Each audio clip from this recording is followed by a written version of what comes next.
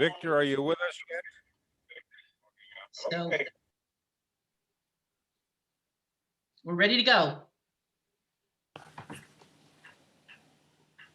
The May 25th meeting of the Long Hill Planning Board is opened at 7:31 p.m. Can we have the announcements, please? Yes. Number 1 on the agenda, call to order and statement of compliance. Adequate notice of this meeting has been provided by posting a copy of the public meeting dates on the municipal bulletin board and website, by sending a copy to the Echo Sentinel newspaper, and by filing a copy with the municipal clerk. Number 2, standard board procedures. Any hearing conducted by the board is a quasi-judicial proceeding. Any questions or comments must be limited to issues that are relevant to what the board may legally consider in reaching a decision, and decorum appropriate to a judicial hearing must be maintained at all times. Number 3, meeting cutoff.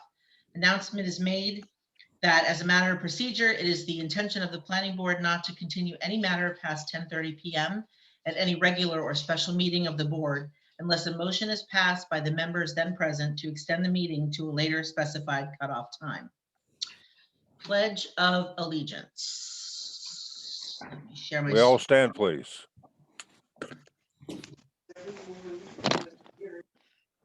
I pledge allegiance to the flag of the United States of America and to the republic for which it stands, one nation, under God, indivisible, with liberty and justice for all. Okay, Can we have the roll call, please? yes. Deputy Mayor Ray, Present. Committee Member Leza. Right, Present. thank you. Ms. Dill, Present. Mr. Hands is excused this evening. Mr. Malinowski, Here. Mr. File, Here. Mr. Richardson, Here. Vice Chairman Jones, Present. Chairman Sandow. Here. Chairman, we have a quorum. Thank you. Several announcements before we begin. I'm going to ask the applicant and his attorney to be finished at 10:15 so that the board can spend a few minutes on the other item on the agenda, which is an internal matter of the board. The second announcement, and Deborah, you'll keep me honest, is the township has announced that live meetings in the courtroom will begin on Wednesday, June 9th with the township committee meeting.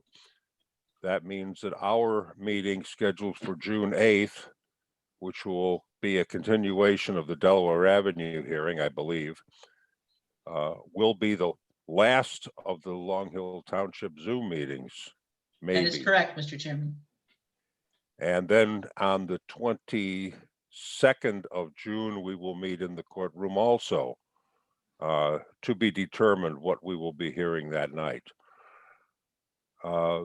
So, for those of you who are used to attending these meetings without shoes on, you've got one more meeting and then you're gonna have to put your shoes on and come to town hall.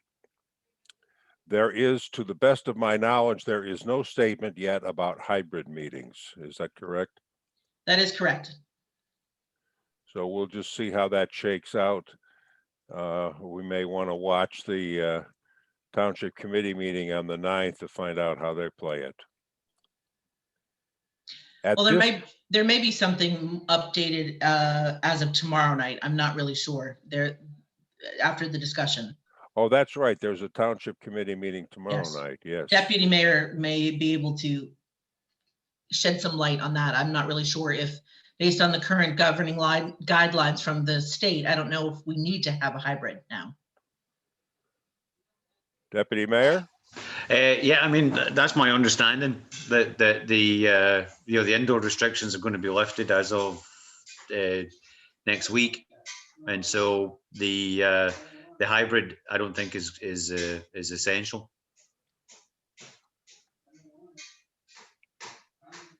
So you're going to have to put your shoes on and come to town hall. You won't have a choice. Vice Chairman, did you have a question? Yes, I do. So are you saying, or is the state saying that they are lifting the COVID social distancing protocols, mask wearing? I mean, Yes. so, Brendan? so the pandemic is over? The CDC and the state, to my understanding, have basically said that if you are not vaccinated, you are requested to wear a mask. But there's no way to govern that. There's no way to. So it's the honor system. Correct. It's the honor system. We're not able to ask people. We're just hoping that if you have not been vaccinated, you will, think of everyone else and for everyone's safety and wear a mask. That is a dramatic change. Okay. Brendan, any Just 2 months comments ago, on we were that? wearing 2 masks. No, I mean, I think that's my interpretation as well of what I've read so far coming from the governor's office. So that seems to be that's the state's position, the official state position. Stay tuned for more updates. That's all the announcements I'd like to make before we start the hearing. And at this point, I will ask Mr. Zelli if he's ready to proceed. Actually, Mr. Chairman, I'm sorry to interrupt. We do have to carry the Elite Properties application. Well, can we do that later? Oh, absolutely. I apologize. Well, let's let Mr. Zelli get started then. Thank you, Mr. Chairman, members of the board professionals. Thank you for hearing us this evening. For the record, my name is Frederick Zelli. I'm with the law firm of Bisagno, Loeffler and Zelli in Basking Ridge, here on behalf of the applicant Fritz A. Kielblock. This is an application for a minor subdivision, just one lot into two, for 183 Myersville Road in the Myersville section of your township, block 13701, lot 32. We know of two variances that will be required in order to grant this subdivision. One would be for placement of the proposed two homes in a steep slopes area. The other is a precautionary request for a C variance, not a D variance, for building height. One of the two proposed homes, we're not exactly sure how high it'll be under your ordinance. As you know, your ordinance requires measurement from the lowest possible place, and both of these homes are to have walkout features, walkout basements. So given that there's a distinct possibility of exceeding the 35-foot height, but we will stipulate that it would not exceed it by 10%, and therefore a D variance would not be required. Obviously, this board would not have jurisdiction if it were. This is a straightforward application for the most part. I only have two witnesses this evening. One is the applicant, Fritz Kielblock, and the others are engineer Bill Hollows of Murphy and Hollows. I'm not sure if this board's protocol, I would request both be sworn in at this time, but if you prefer otherwise, just let me know. Yes, we'll swear them in just a minute, but I have two questions for you, or maybe one question. You don't have an architect to discuss the building plans? We do not. Honestly, we were not expecting to scrutinize that heavily on the architecture.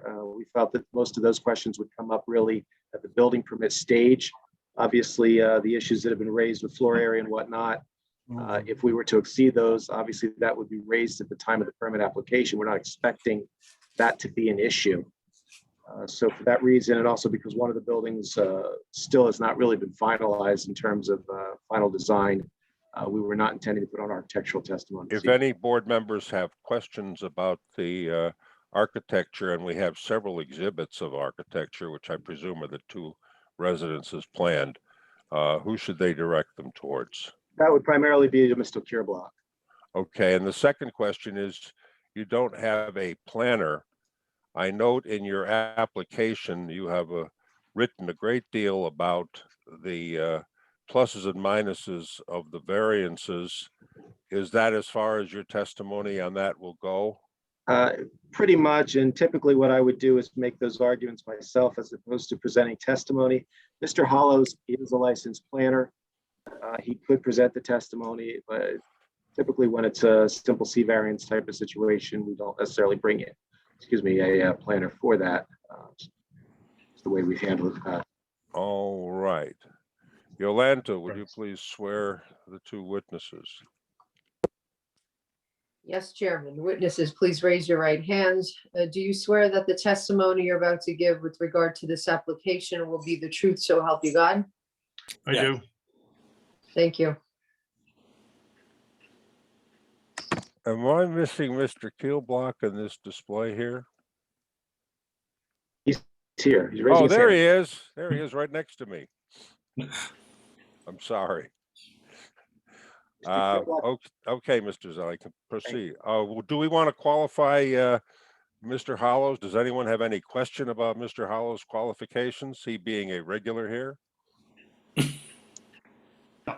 All right, then we'll just qualify him without any more discussion. Mr. Perfect, thank Zelli. you. We'll start with Mr. Keelblock. Mr. Keelblock, just for the record, would you please spell your last name and give us your home address? Keelblock, Kielblock, 183 Myersville Road. And that is also the address of the property in question tonight, is that correct? Correct. And who lives with you there? My wife, Rosemary Keelblock. And do you have children? Yes, I do. 3 of them. And are they of young age and living with you, or are they out on their own? They're out on their own.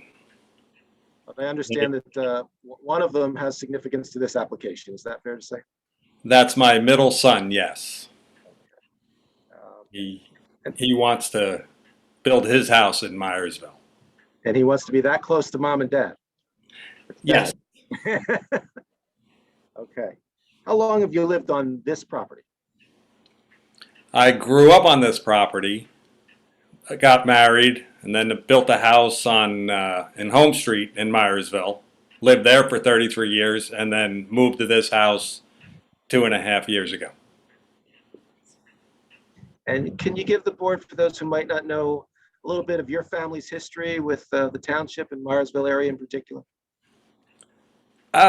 My grandfather, Frederick Keelblock, moved to this area in 1923. Purchased this property, built this house that we're living in now and the surrounding buildings. He was a farmer, carpenter. He used to sell the produce in Summit out of his truck. What else is it? Then my father purchased the property from them when they passed and back in '69, and that's when I moved here. So now that my parents are gone, I bought the property from the estate of, so my family could enjoy this area. We're next to my Hillview Farm, which is owned by my Aunt Eleanor and run by Ed Keelblock Jr. For those of us who looked at the 200-foot list, there were several Keelblocks within 200 feet of the property. Is that fair to say? Yes. You've got yourself and your aunt, and who else is in the neighborhood? My daughter lives just down off of the center of Myersville, but my aunt owns pieces of property around us. Okay. And you've hinted at it, but why are you looking to subdivide the lot at this time? Because my son and his wife, they now have 2 kids, were looking for property to build their forever house. And when we got this property, we had a discussion about subdividing it so they could build their forever house in this area. And what do you intend to do with the house that you're living in now? We're going to have to haze it. It would be too much to remodel it, plus it's too large for us at this time in our life. What I'd like to do is share my screen, and my teenagers will laugh if they're watching this to see Dad trying to do this, but I'm going to try to bring in the photographs that have been submitted, so these do not need to be marked as Maziar's just record. I'll try to share it now.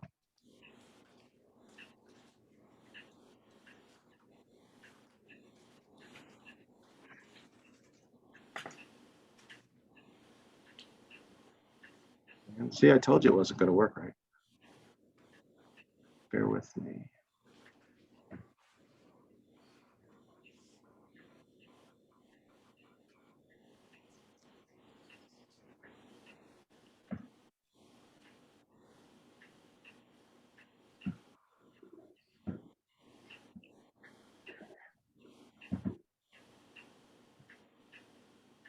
Okay, I apologize for the delay. Can everybody see those? Yes, The members of the board, everybody can see? I've got it. See the file names. You see file names. Just a list of files. Yep, list of files. All right, for some reason it's brought it up for me. Okay. You want me to try to pull up the photos, Fred? I'd appreciate it if you try, because I'm not sure why this is working, because it's showing me the photo. Sure. Why don't you, let's see, I'm gonna take you off a screen share and let me pull it up. Hold on a minute. You want the photos, right? Right. And I believe they were sent to you in one big package, so it Yes. would work okay. I split the file, just so you know. This, I'm sending you, because there was also a rendering that was in that file. So Yes. you want the photos now and the rendering later? Yes, please. Bring it up then.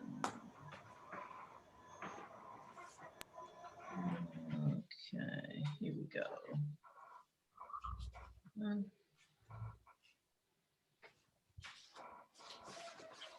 Try this. Can everybody see that? Got a flag. American flag. American flag. Just the flag. So far. What? Hold on. Oh, here we go. I got it. Sorry. Yeah, can you see it? Yes. Yes.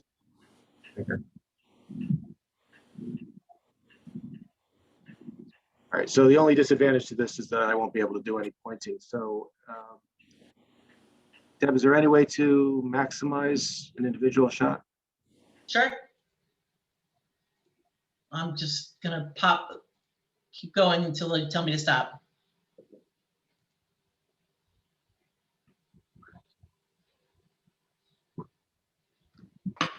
All right, unfortunately, it's taking away part of the picture when we do that. Okay. Maybe if you keep going in that direction, there we go. I can Perfect. scroll left or right, whichever you want me to do. Go back How's a little that? bit more, just go back a little bit more the other way. Perfect. Window bigger? Okay. Mr. Keelblock, can you see it? Yes, I can. Okay. So why don't we try this? Describe as best as you can, center, left, top, right, that kind of thing, where your existing house is. Right now, the existing house is right in the middle with the dark brown roof. And the structure to the left of that is what? My garage slash barn, which we're keeping. And I see a somewhat open area behind that. Is that more or less where you're proposing to put your new house? Yes, directly above the house. In that area, yeah. Yes, we are circling the cursor. Thank you, Deb. I'm sure Debbie's doing that. So. And to the right of your house, I see what appears to be a swimming pool. Is that correct? That is correct. And as I understand it, that area where the swimming pool is essentially where your son's house is proposed to be located. Is that correct? That is correct. Moving in front of your house, I see rows of smaller trees. Can you tell us what they are? Majority of them are apple trees. Directly to the right of the house, you'll see 5 little ones. Right now they have plums on them. 3 of them are pears. One's a cherry, one is an apricot, all with produce on them. And you actively harvest the produce off of those? Yes, we do. And going towards the road, there's a number of larger trees. What are those? Just below the house are more apple trees that go from border to border, from left to right. There are 3 rows of apple trees. Below them are pine trees. And in the middle of the pine trees now is a grape orchard that we put in. And you actively harvest the grapes? We will in 5 years. Okay. Because where the pool is, where the new house is going, are the 60-year-old grapes that haven't produced in a while. So we needed to transplant new ones. Okay, and what are we seeing between Myersville Road and the larger evergreen trees? That's a piece of plowed ground that Hillview Farm uses. And again, What you see there, I think, was the Indian corn that he planted last year. and Hillview, that's relative of yours? Yes. All right. And let's go down to the next photo.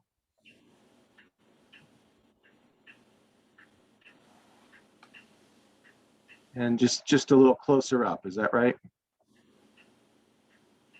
Mr. Kilblock, What? this Yeah, is just closer. this is a closer up picture. Okay, thank you.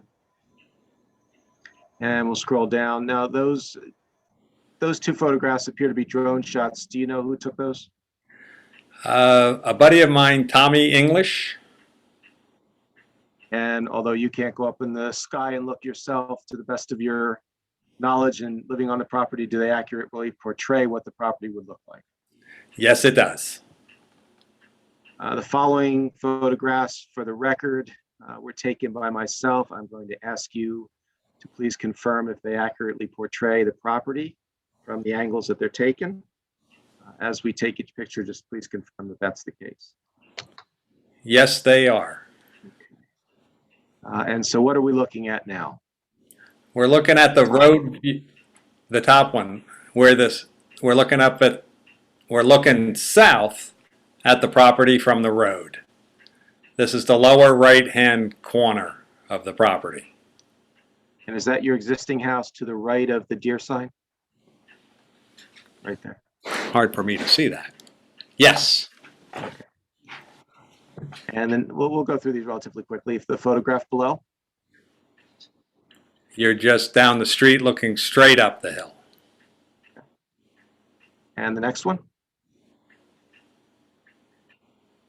You're closer to my driveway looking straight up the hill. as you're facing the property, your driveway is all the way to the left. Is that right? To the west? Correct. And the next photograph, again, still just moving in the same direction. I have to take that back. It's to the east of where we're standing.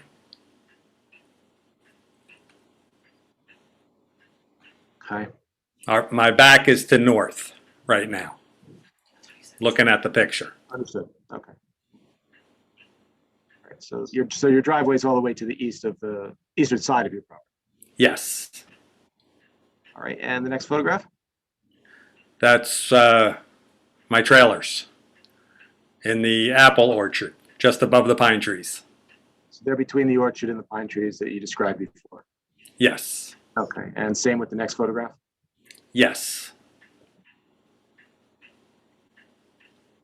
Okay. This is the driveway to get up behind the barn. So this is the way, let's stop for a moment there. So this is, if you were standing with your back to the barn, looking up the hill, this is what you would see. Is that accurate? That is correct. And the open area that we're seeing in this photograph, is that essentially where you propose to place your new home? Yes. And what does the next photograph show? It shows the top of the flat area where we're proposing the house. And let's see if I can get the directions right this time. Is that looking west? Yes, it is. So looking across the top of the property. Yes. And I see some structures. Can you tell the board what they are and whether they are to remain? The red one to the right is an old chicken coop. Right now I have a tractor in it, which will stay. The one straight ahead is a lean-to shed that will be remodeled and stay. And is there something to the left of it behind the trees there? Yes, there is a third shed barn to the left, or to the left. And if we go down to the next photograph, is that the same structure that you see to the left? Red structure? Right there? Now, that is a corn crib. which is another shed where they used to house the corn to feed the animals. So that is down from the scene that we were just looking at, is that correct? Right, we are now facing north. And that's the back of your house, your existing house. Yes, You see a white van in that photograph and a building behind it. Is that the barn or is that a neighbor's? nope, that's the barn. And that's to remain. Yes, And next photograph.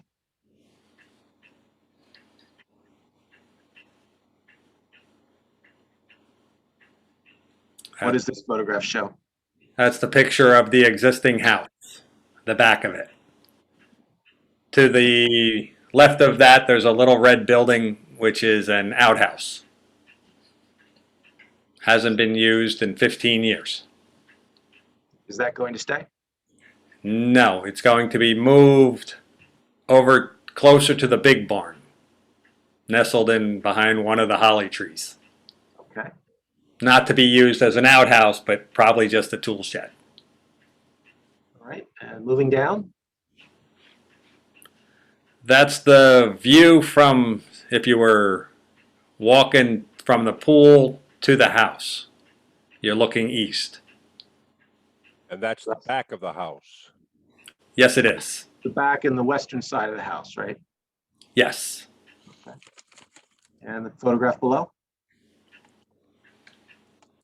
Gotta figure out where that is. That is looking east, just below the pool. That's where my son's new house is proposed. So really the center of this photograph is essentially your son's proposed home site. Yes. All right. And the next photograph. That's a dollhouse that my father built when my sister was 9. That will also stay. That's on my son's property. Proposed property. This path, for lack of a better word, that's going up the hill, this is behind the proposed subdivided off lot that your son's home would be on. Is that correct? Yes. Or even the back of, possibly the back of that lot? Yes. And will the dollhouse stay Yes. in that location, or do you need to move it in order to accommodate your son's house? It can stay where it is to accommodate my son's house. All right. And the next photograph. Next photograph. That's trying to think. We're looking up the hill at the pool. And the Either photograph side below, yard. we're looking down the hill at the pool. Is that accurate? No. The next one. Is that looking down the hill? Yes. Yes, we're standing next to the dollhouse, looking down the hill. And the photograph below that. Hold on, I'm frozen. Just a Okay. second. For some reason, I am frozen. No. Come on. Oh, I see what it's, okay.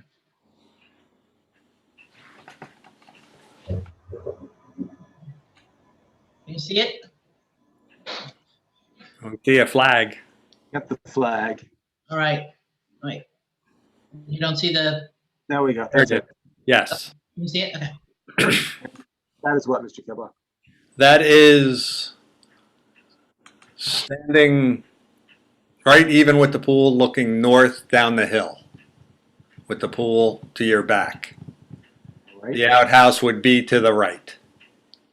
So when I was taking this picture, then was I standing where your son's house is proposed to be? Yes. It was right behind me. Yes. And can we? Actually, you'd be where in the front foyer. Okay. Deb, can we scroll? Oh, that's the last picture. That's right, because you took the other off. Okay. Yes, you want me to go to the rendering? Sure. Yeah, I had to split it up when I sent them because it got really large. Oh, we're rendering. Here we go. Okay. Can everybody see that? Yes. And Mr. Kilblock, is the home we're looking at now, the rendering, is that for your proposed home or your son's proposed home? This is for my proposed home. And did you design this yourself or with an architect?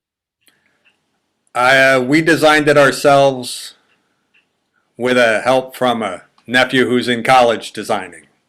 Okay. And does it essentially portray what you're intending to build in the location you described before? Exactly what we're going to build. And we have submitted plans for that home to the board, right?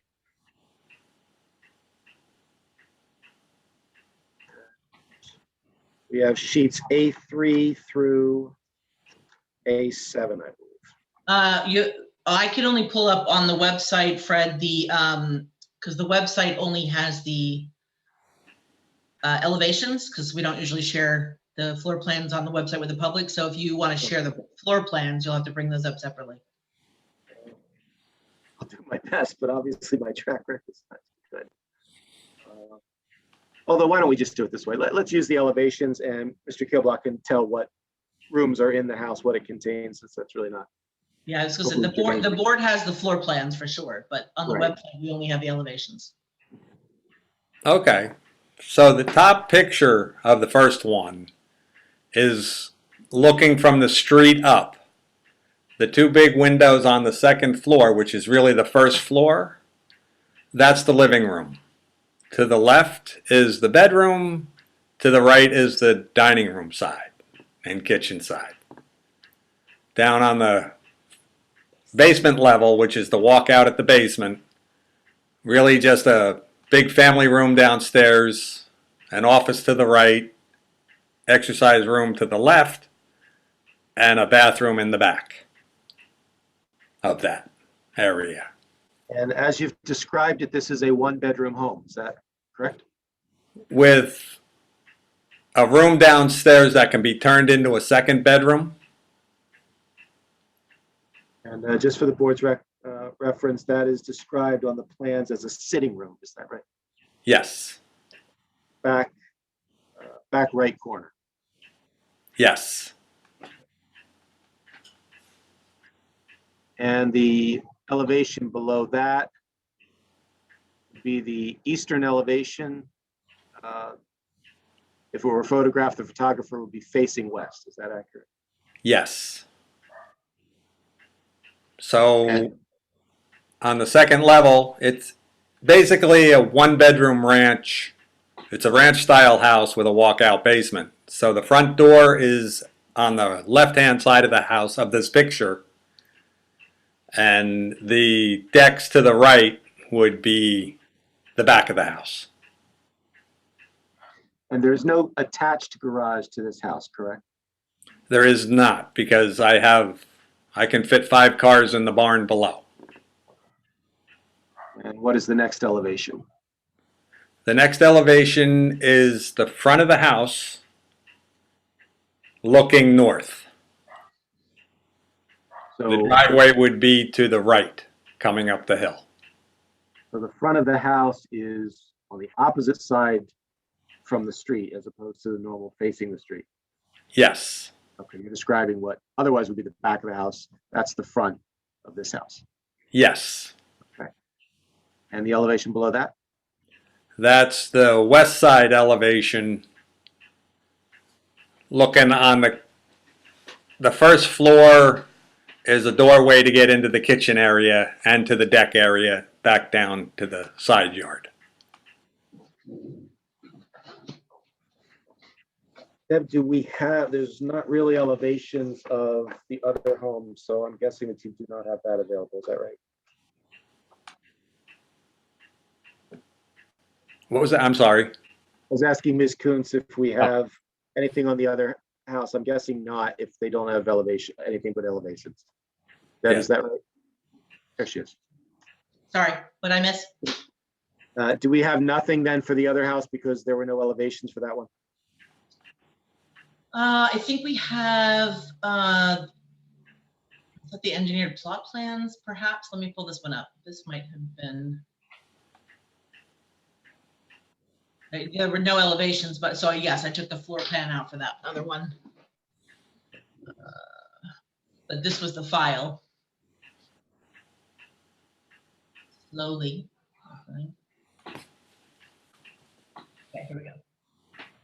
Wait. Mr. Kilblock, let me just ask you for the record to deal with the architectural concepts in general. Other than possibly needing a variance, and we are asking it cautionarily tonight for height, is it your intention and your son's intention that the homes will be compliant with the building codes and with the zoning codes, and you understand that if it turned out not to be, you would have to return to this board? Yes, we understand that. And you'd be willing to accept a condition in a resolution if the subdivision were approved to that effect? Yes. So these are the site sketches with the other home. Okay. Mr. Kilblock, in general, and I understand that your son's plans have not been, your son's home's plans have not been finalized. In general, how many levels will it have? How many bedrooms, that kind of thing, to your understanding? It will be with the walkout basement 3. Okay. And so from what you described as the front of the house, is it going to be the same way, or will the front of that house be facing Myersville Road? The front door is facing east because that's the way the driveway comes in. And Mr. Hollows will describe that in more detail, but the concept is a common driveway. Is that accurate? Yes, it is. As I understand it, a lot of that driveway is already there. Is that correct? Yes, it is. I mean, the main reason we were doing this was so we didn't cut the property in half with a driveway. So we'd still have the whole front orchard whole. Okay. Now, since you've gone in that direction, let's get to the heart of this application, which is really the steep slopes variance. You could, in theory, put the houses down in the orchard area. And can you tell us why you've chosen not to do that and instead to put the houses up where you've described? Well, we wanted to leave the family orchards the way it was. We don't want to lose, which you don't want to lose, and which add to the melodic atmosphere of the area as the master plan is designed to protect. So we still want to keep the look of the farm from the street. And the areas where you've designed them, the area where your house is going to be is a fairly flat area at this point. It's not, even though it's up the hill. Is that accurate? That is correct. In open sense, we understand that it's on slopes, but Yes. how long have the orchards been in place? Since as far as I go back, it's 1923. The apple trees that are there now were planted 35 years ago. And we planted 5 more this year, apple trees. And do you represent to the board that if this subdivision is approved and if these locations of the home are approved, both homes, that you would take any measures necessary, as many measures necessary to disturb as little of the slopes as possible during construction of both of those homes? Correct. I have nothing further for Mr. Keelblock at the moment. Would the board professionals like to question Mr. Keelblock? I just have one question or clarification. So, Mr. Kilblock, will commercial farming continue? I just wanted some clarification. Will it continue? We do not commercially sell our produce that we Okay. have. It's mostly for family use, and we give some away. Okay. Okay. The Yeah. the part that my cousin Ed Keelblock farms, yes, he does use that in his stand. Okay. And that will remain on the property, what your cousin uses? Yes. Okay. All right. Thank you. That's the only questions I have right now. Thank you. Yes, I do have one question on the, on your architect's plans by Jim O'Brien for your son's house. There is shown on that drawing a pool and patio that's between the house and the street, so technically a front yard. It's not shown on Bill Hollow's plans. Is that part of this application, or is that just future wish list? Is that, because I guess I would defer back to Liz as to whether that would require variance relief at this time or not. I don't under the Mr. Keller, you're talking about the terrace? Well, I'm talking about on Jim O'Brien's plans that were just Right. shown a few minutes ago. There's a patio that sits between a patio and a pool shown for the new house that sits between the house and the road. But that's not shown on Bill Hollow's drawings on his grading plans, et cetera. So I'm just curious, was that part of this application? Is that future? Is it or is it not part of this application? Mr. Keelblock, we actually discussed that way back when. My understanding is it is not part of this application. It was just to demonstrate a possible location that would avoid septics and so forth. Is that why that right? was? That is not there anymore. Okay. That is not being proposed at all. Great, thank you. I'd like to ask about the barn. Although you say the front of the house faces to the south, the front yard by ordinance is the yard facing Myersville Road, which is the rear of the house, and there's a barn in the front yard. Have you considered that that might be a variance issue? No, I have not. It's an existing barn. Can you ask Mr. Hollows to address that also?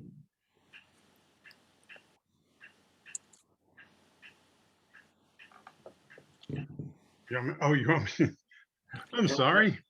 No, All no, right. as in when you testify, we'll ask you about that. Okay. When, are there any questions from other members of the board? Yes, Alan. Just a clarification. So the proposed house for Mr. Keelbach, the applicant, is facing Myersville Road.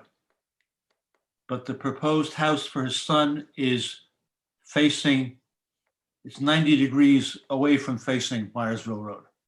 Is that correct? Correct. Well, depends on what you mean by facing. Mr. Keelblock's house is, as he's described, the front of it is actually uphill. So it's facing away from Myersville Road. But isn't it, I'll ask our planner the question, our engineer, isn't it very unusual for the side of a house to be facing the road as opposed to the front or the rear to be facing the road?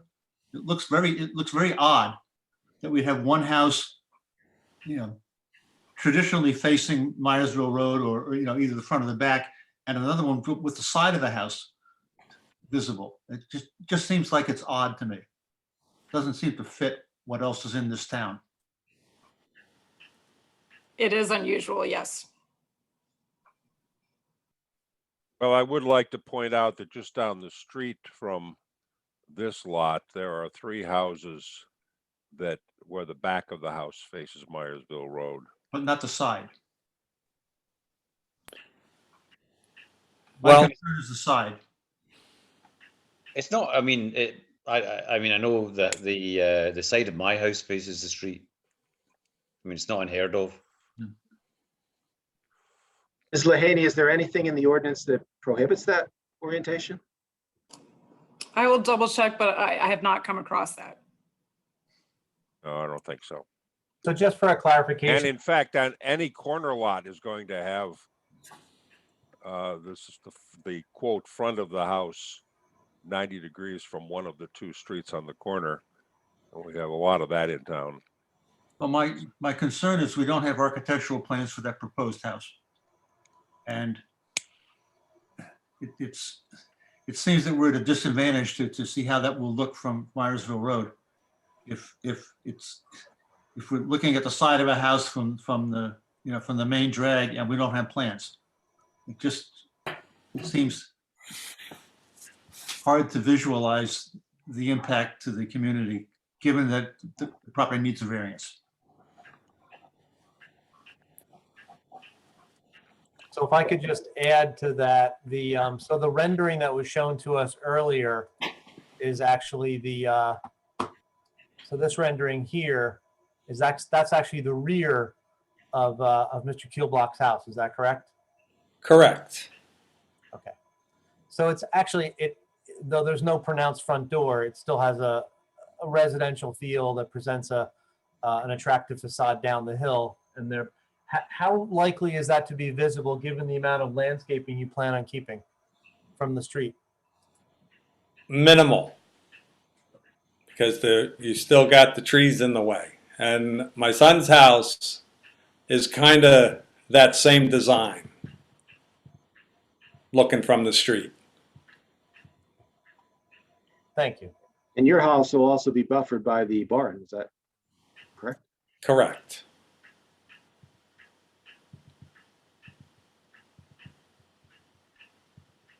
Good question, Mr. Chairman.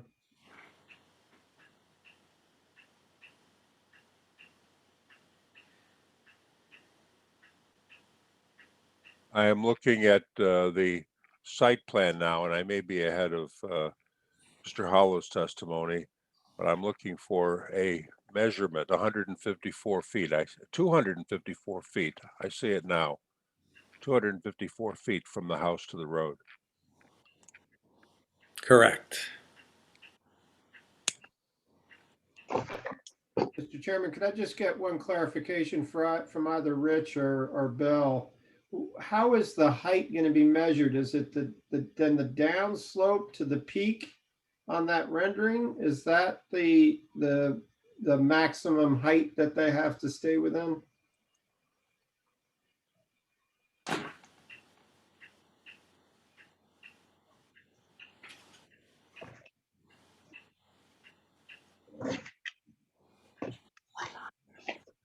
I'll jump in just as a clarification to the ordinance. Your ordinance requires that height is measured from the lowest point around the foundation up to the highest point of the roof at any point. So yes, it would be measured from the walkout basement up to the highest point of the peak, whether that peak is close to that area or it's all the way on the other side of the house. So that's the number that they've indicated that they'll stay within the 35 feet plus or just less than 10% above that. So just less than 38.5 feet from the lowest point up to, I go back to screen share. So just from the lowest point here at the base of the house up to the highest point of the peak. But the elevations all show that that's 27 feet. Yeah. So and I don't understand. This is the house. It was the other house, I think, that they were, correct, the applicant, correct me. I believe it was the other house they were asking for variance relief on. That's correct. We're not expecting it to be an issue with Mr. Keelblock's house, but it may be with his son's. Thank you. Yes, Tom. Just another question regarding that rendering. The walkout portion is going to be on the north side of the house. Is that correct? Correct. Now, is that a natural grade? I know from the road and the pictures, it appears that everything slopes back to the back of the property. Is there a grade break at the top and where it breaks over that crest right there that I'm looking at, or is that going to be all regraded so you have a walkout built into the slope? Where that door comes out, it is going to have to be graded a little bit, as we'll see with Mr. Hollow's renderings. Maybe I jumped the gun then on that one. Yeah. Yes. Okay, thank you. Any other member of the board with questions? In that case, I will open the meeting to questions from the public. We have 9 members of the public on this meeting, and if any of you have a question for Mr. Keelblock about matters which he has testified, now's the time for you to raise your hand and get your question in. And I see utter silence.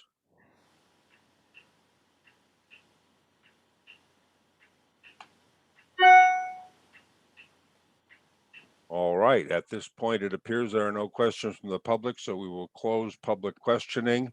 And Mr. Zeller, you can move on. Thank you, Mr. Hollows, you're on. You've already been qualified in the field of professional engineering. Before we go into your testimony, though, let me just have you state for the record, do you also hold a license in New Jersey in the field of professional planning? I do. And are both licenses in good standing this evening? They are. Thank you. All right. Would you please, utilizing share screen, I hope you can do it better than I was able to. I'll give it a show us try. your plans and take us initially through the description of location, shape, topography of the property.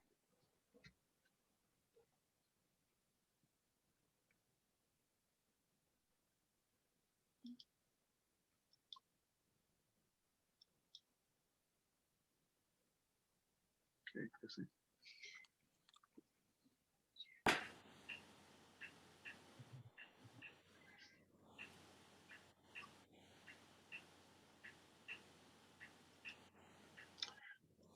Well, this is the sheet 1 that you have in your drawings that I prepared, and things that we probably haven't gotten to, just little nuts and bolts.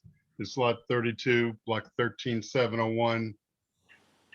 It's 183 Myersville Road. It is in the R2 zone, which requires a lot area of 45,000 square feet.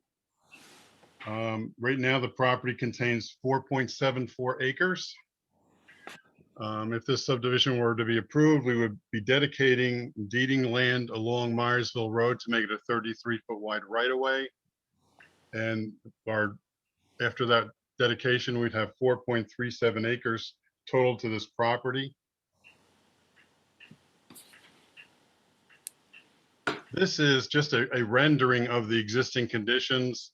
Kind of goes along with the photographs that you saw, but you've got Myersville Road at the right side of the drawing. Actually, in this case, north. Let me stop you for just a moment. This has not been submitted with the colorization, right? That's correct. So Ms. Maziarz will mark this as A1. Yes, sir. And if you could please tell me what it is called for the record. It is actually the existing conditions drawing, sheet 2, that has been rendered. Colorized. Okay, thank you. Colorized. Just to kind of give you, I think you can probably see this a little bit better now than if you just look at my drawings. You got, actually in this case, north is towards the title block, east would be at the bottom of the drawing, west is to the top of the drawing, and south would be the border side of the drawing. You've got Myersville Road to the north, got the traveled way, and then you've got the area, just where did my cursor go? Getting a little carried away with the cursor. That area between the roadway and the lighter color is the area that was farmed. And behind that, you have the row of the evergreen trees. And then those nice rows are the orchard area.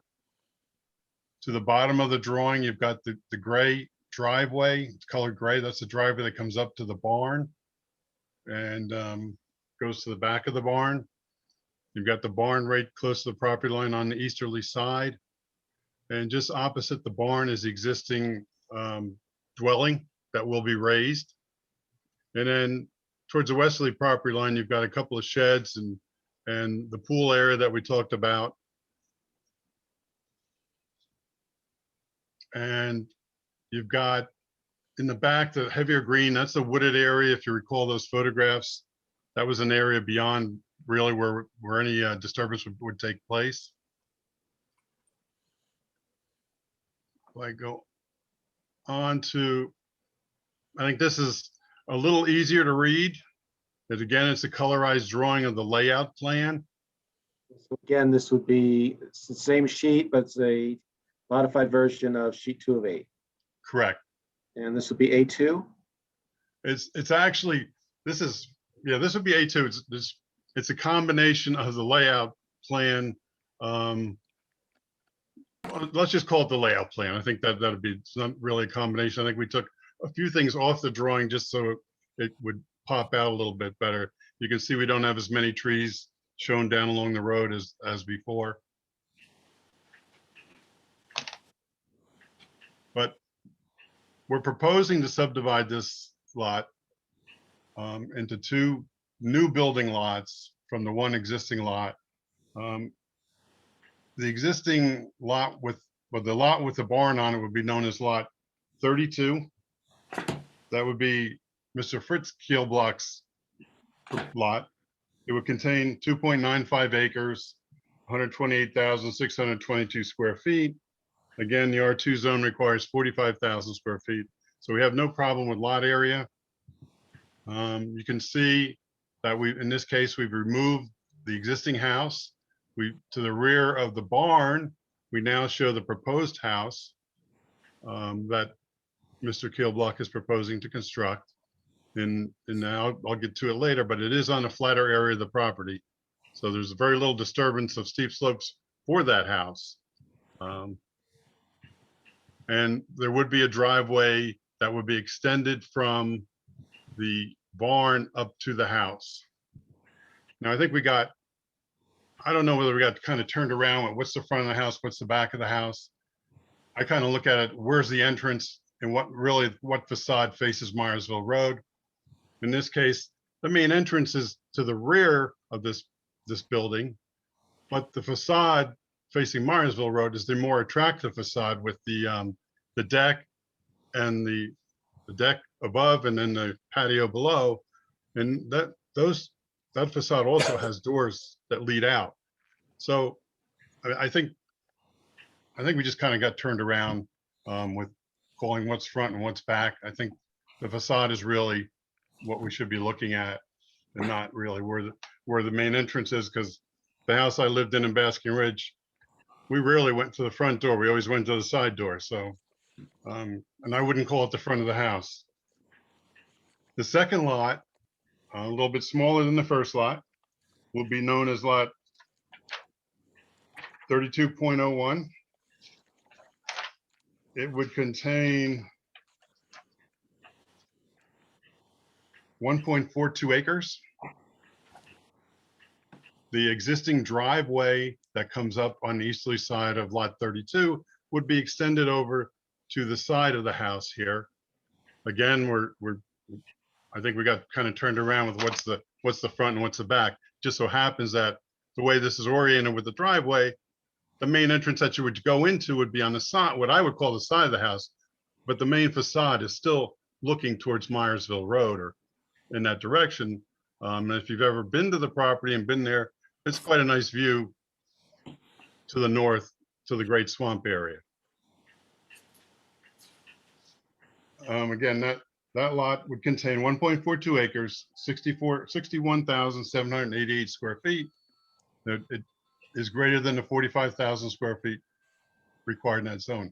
In fact, as we had this subdivision proposed, there is no violation of bulk requirements for any setbacks, lot area, lot width, for either one of these lots.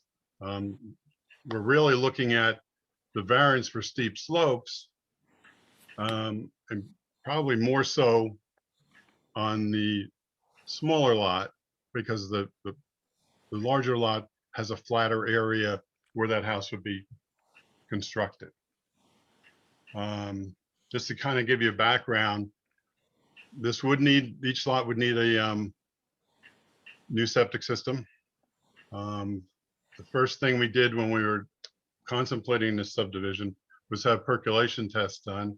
They were done and were successful as far as being able to construct a disposal system for these proposed houses. There'll be a Um, separate disposal system for each lot, correct? That would be correct. The best I'm looking at along Myersville Road, there is public water and I believe public gas that is on, one is on the north side, one is on the south side of Myersville Road. I think the water is on the north side. If I'm incorrect, Fritz, just correct me. Yes, that's correct. Okay, so it would have public water.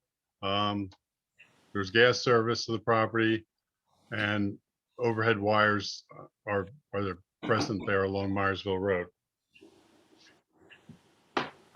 Hollis, let me just ask you a couple Sure. essentially housekeeping questions, but I want to make sure we get them on the record. Are there any wetlands or wetlands buffers on this property? No, we're Any not in the state of- floodplain. Any state open waters or regulated streams? No, And other than the steep slopes, are there any other environmental constraints or critical areas? no, it's just the steep slopes, which in the ordinance is anything above 15%. I think we're looking in the steep slope area of 20 to 25%. And I think the houses as designed fit the slope.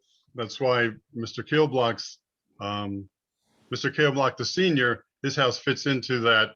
That's why you have the walkout in the front, because the slope is actually from the street towards the rear of the property.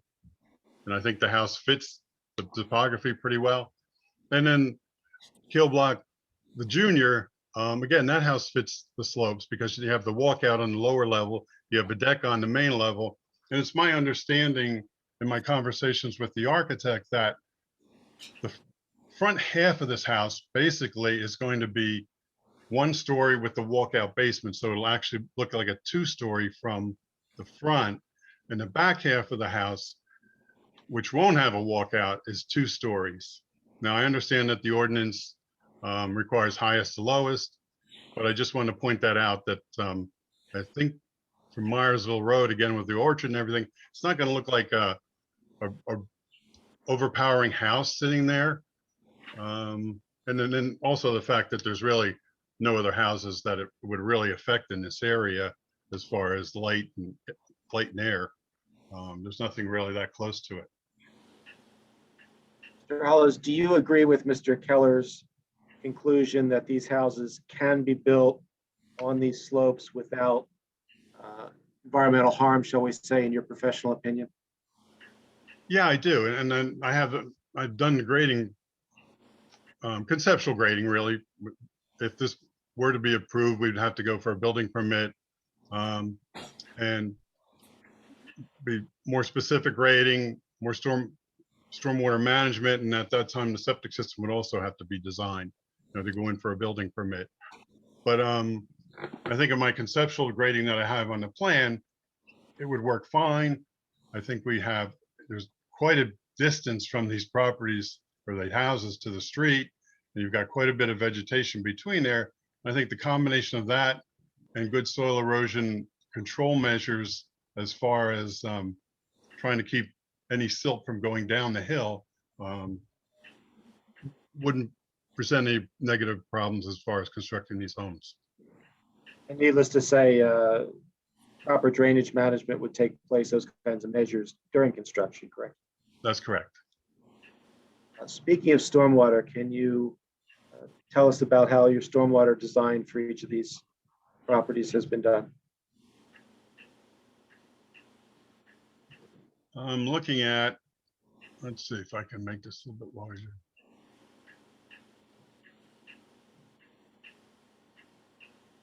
Just for the record, which sheet are you looking at? I'm gonna get there. This looks like sheet 4 of 8. I think it's the grading plan. And it shows the grading and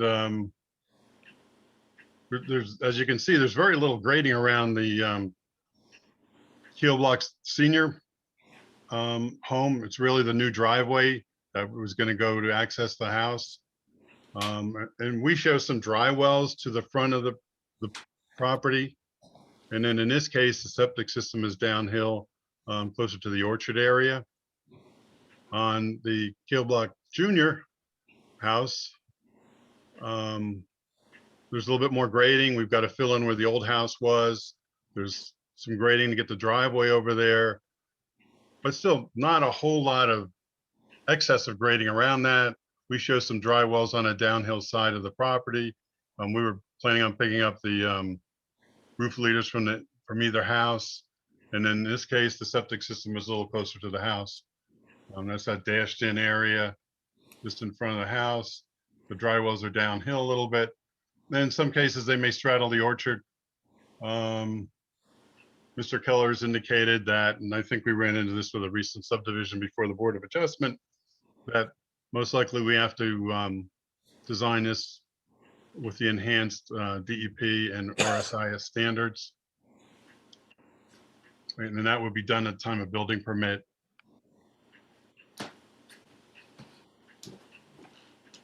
I'm going to go on to the steep slope drawing.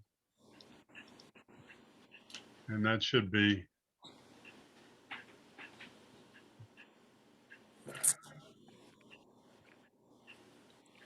Sheet 5 of 8, is that right?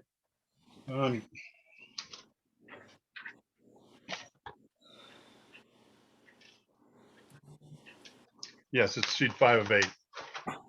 And you can see the steep slope area. There's some in front of the house on the smaller lot.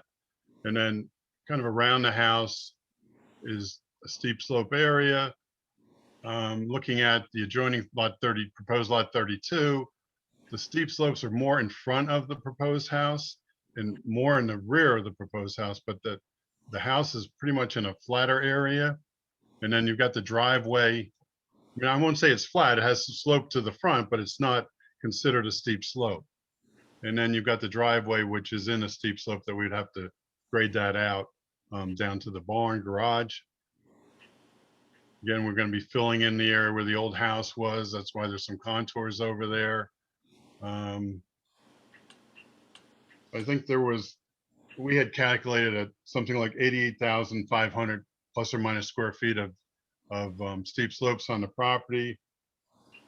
Our total disturbance is quite a bit less than that. We're looking at maybe 17 to 20,000 square feet. So there'd be close to probably 3/4 of it would remain without disturbance.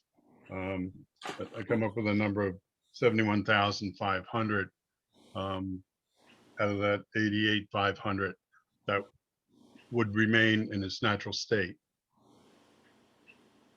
Now, we would still need again, variance relief for the buffer, right? The 50-foot buffer.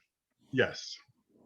Yes. Again, the steep slopes are in both cases right up to the house or through the area where the house would be constructed.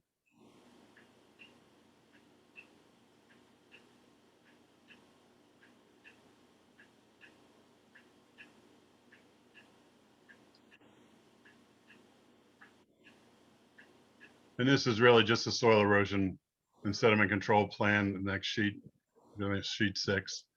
It really shows everything else, but kind of limits. We're trying to limit the amount of disturbance really to just the area around the house and the new driveway area, and then filling in where the old house would be removed. And of course, we have to disturb for the septic system, but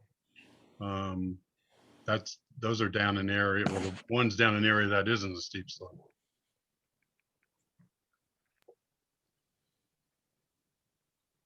So I just want to go over the fact that the only variances we're looking for really is a steep slope disturbance, and then the potential for the height of the second or the building on the 32.01 lot. Other than that, they meet all the bulk requirements.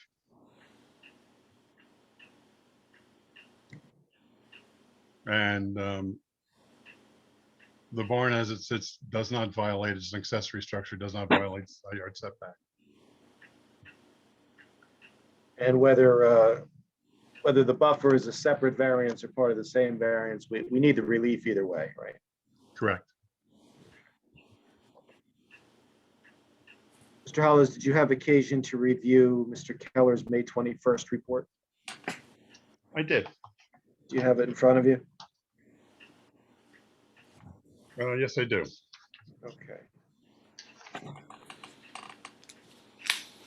As I see it, the first page is largely descriptive. Mhm. So I think we should start on the second page, observations and comments, section 1. That has to do with wetlands or floodplains, which don't affect this property. And then he goes on to 3.1.2 to talk about the steep slopes and how they're calculated, and brings out the number that's well of 88,564 square feet of what we calculated as steep slopes, and the fact that it's a 15% or greater for the steep slopes.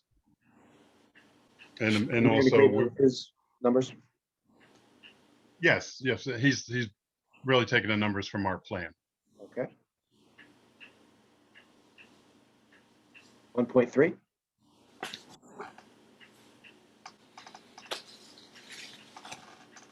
Yeah, this is where we're talking about the stormwater management requirements, because we fall into the category, obviously, that we're greater than 1,000 square feet of increase of square footage here. So it's considered a major development, and we would need to go to the enhanced stormwater requirements. My understanding. 1.4 has to do with soil erosion sediment control approval from Morris County SCD. And yes, if this were to be approved, we would submit the subdivision as the plan that we would try to get certified for soil conservation approval. Do you anticipate any problems with that? No. I know that I have to add a couple of things to them because they're getting picky on a new item that they have.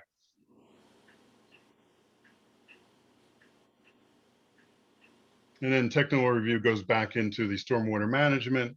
And again, that would be something that would be updated and put into a building permit plan, a grading plan for the specific lot that was going to be submitted for the building permit at that time. And I don't know whether Paul Farrar or Rich Keller would be the person who would be reviewing that. And then 2.2 talks about the soils testing for the septic system. I have those results, and I can forward those to Deborah and Mr. Keller.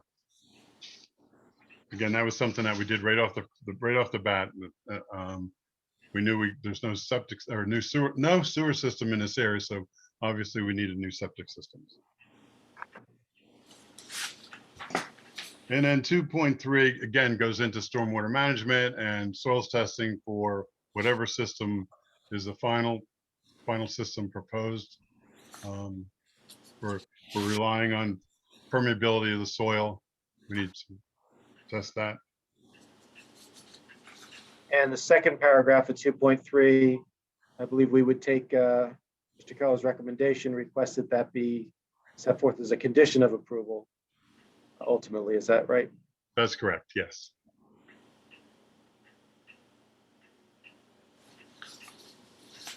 Point 4.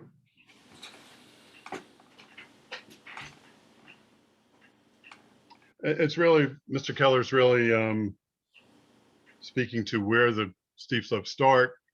Again, it's relatively flat down in the area between the street and the evergreen trees. From the evergreen trees to the back, it ranges in the 20 to 25% slope range, right on to the rear of the property, with that flatter area for the one house on lot 32.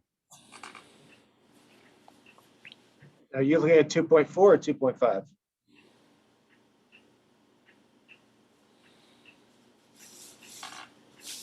That was 2.4. Okay. And then 2.5, we're really talking about the what the slope is. And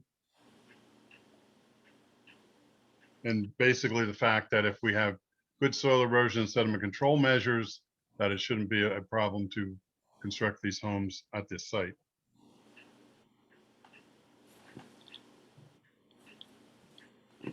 2.6. And then 2.6,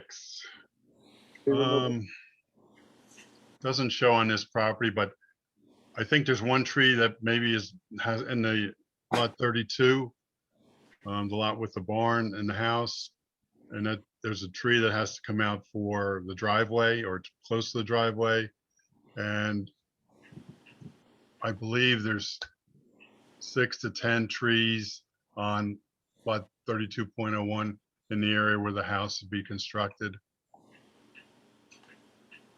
Do we have tree removal on the plan set yet or not? No. And again, that would be something I would do on the lot grading plan. So is that something we could accept as a condition of approval, that would be added? That could be, yes, that'll be acceptable. Right. And I think that kind of, Before I move on to Ms. Lehaney's report, Mr. Keller, was there anything you wanted to add regarding your report? Let's take a quick look.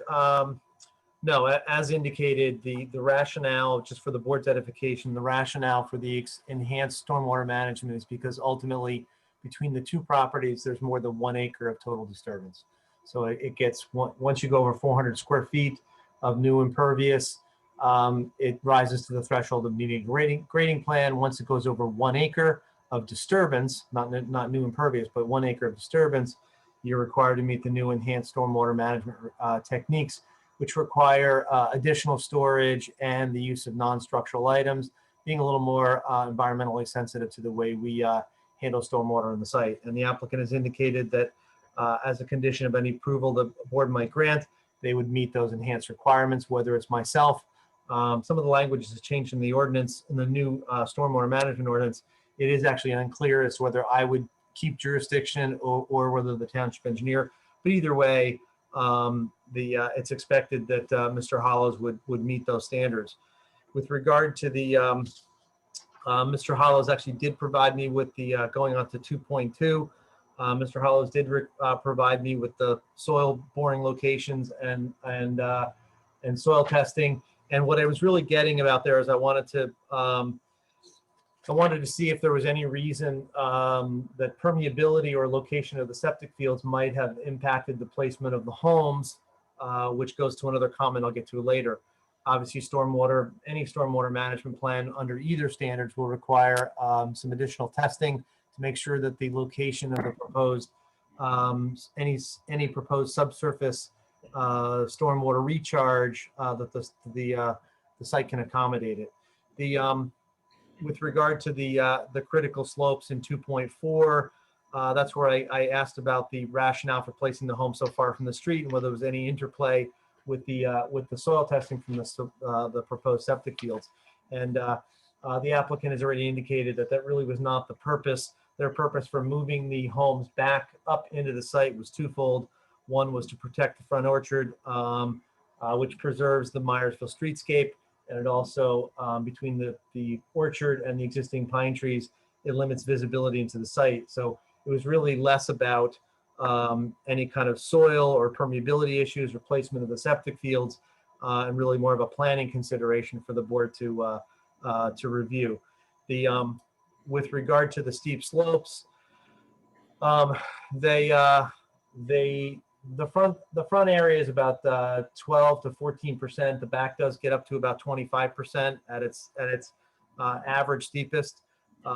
We do find that, first of all, I would point out that a lot of these steep slopes that are being disturbed, again, for the board's edification, are really areas of areas of redevelopment. This is not a pristine site that drains directly into the Great Swamp, where we have mature old growth forests, et cetera. This is an area that's already been developed with a number of outstructures. And so the amount of disturbance, and again, the slopes are not that great. We deal with slopes within the community of 70, 80, 100% slopes, 45 degrees. And that's an area where I think more caution is required. In this particular case, with slopes about 25%, that's fairly easy to develop in as long as they follow good standard soil erosion and sediment control techniques. So from an engineering perspective, we take no issue with their ability to build in these areas without any negative environmental impact.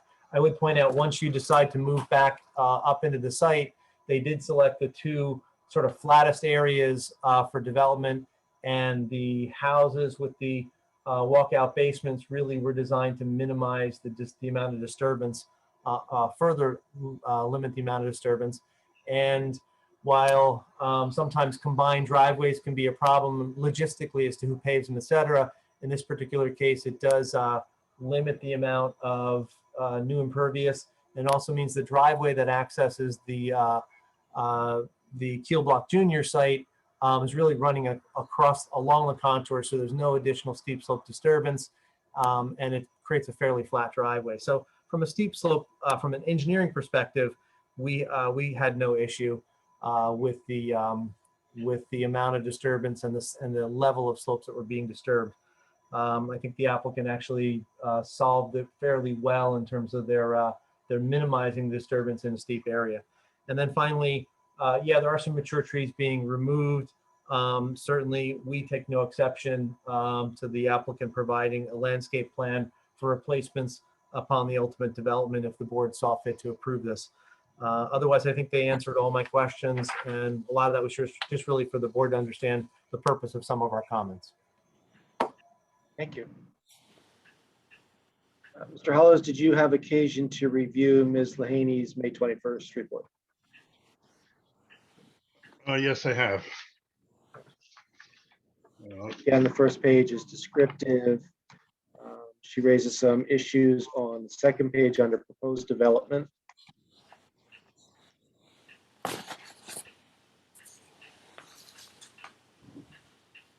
I think the one thing I did want to ask you about, she indicates there's a new driveway from Myersville Road.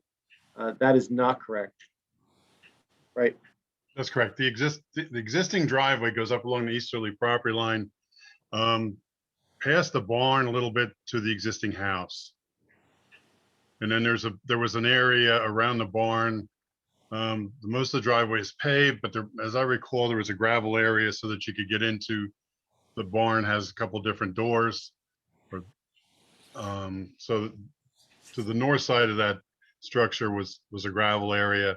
And again, the driveway went to just about the existing house where it ended.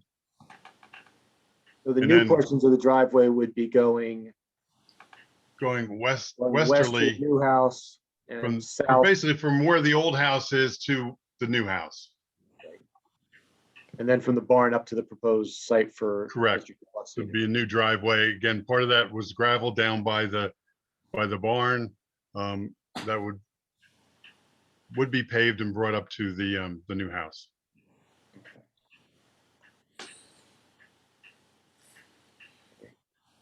Moving on to page 3.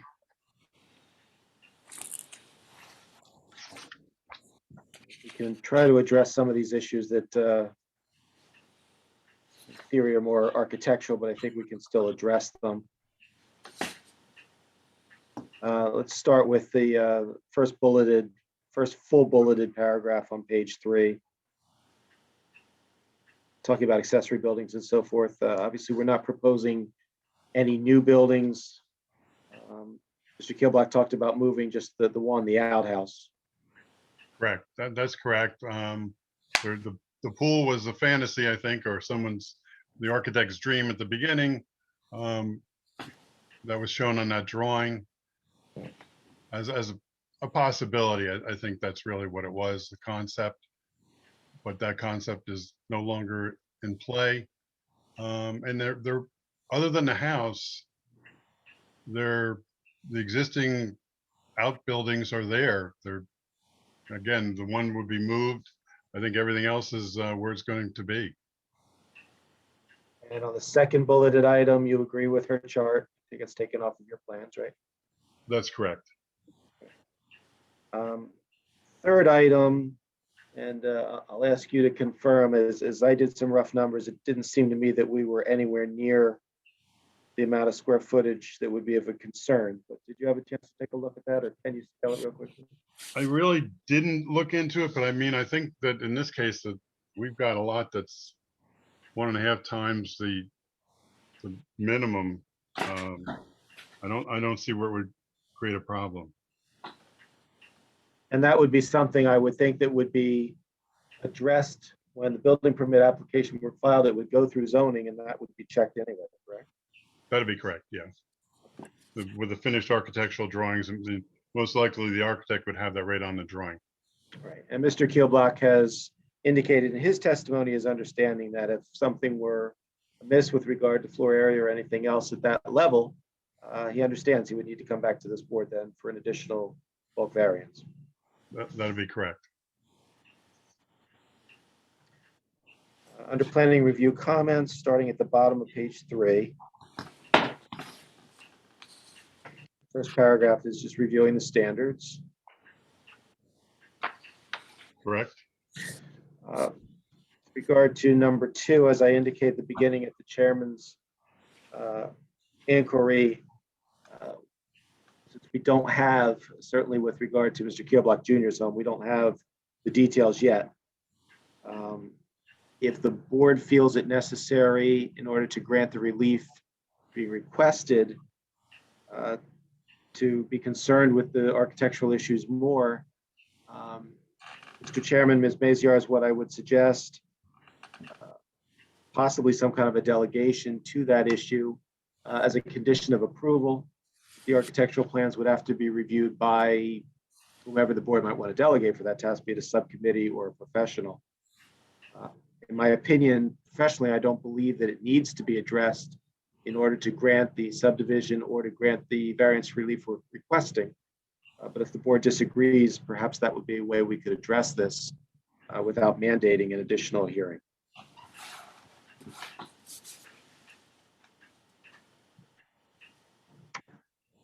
We can either discuss that now or we can keep going. Anybody? Yeah, anybody. In 2 minutes, Mr. Jones is going to raise his hand and ask for a break. So let's use this opportunity to take a 10-minute break. And we'll be back at 9:08. Thank you. Deborah, you can stop the tape. We're back in session. Mr. Zelli, you want to continue with the discussion?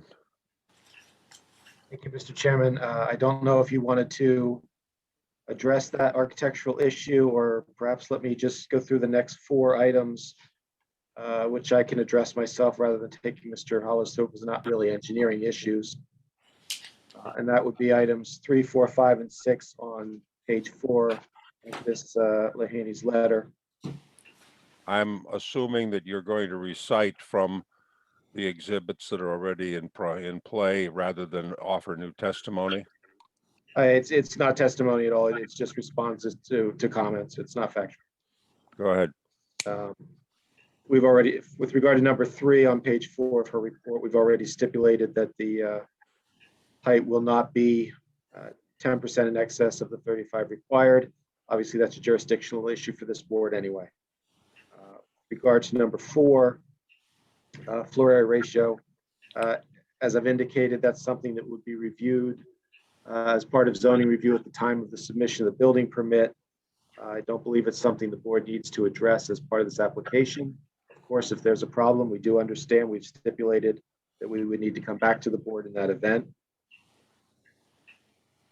I believe Mr. Hollows has already addressed number 5 entirely. Mr. Hollows, is there anything else you would need to add with regard to number 5 on page 4? No, I don't think so. And Mr. Keller had kind of summed it up in his comments after my testimony. With regard to number 6, obviously the immediate expectation, and quite honestly going well into the future, would be that this is going to be a shared driveway shared by family members. But if the board felt it important to Frozen.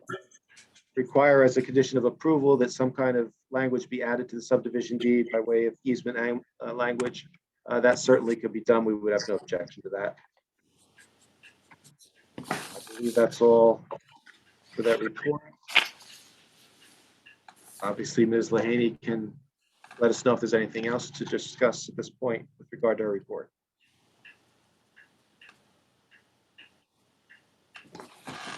Do you want me to go ahead, Mr. Chairman? Go ahead.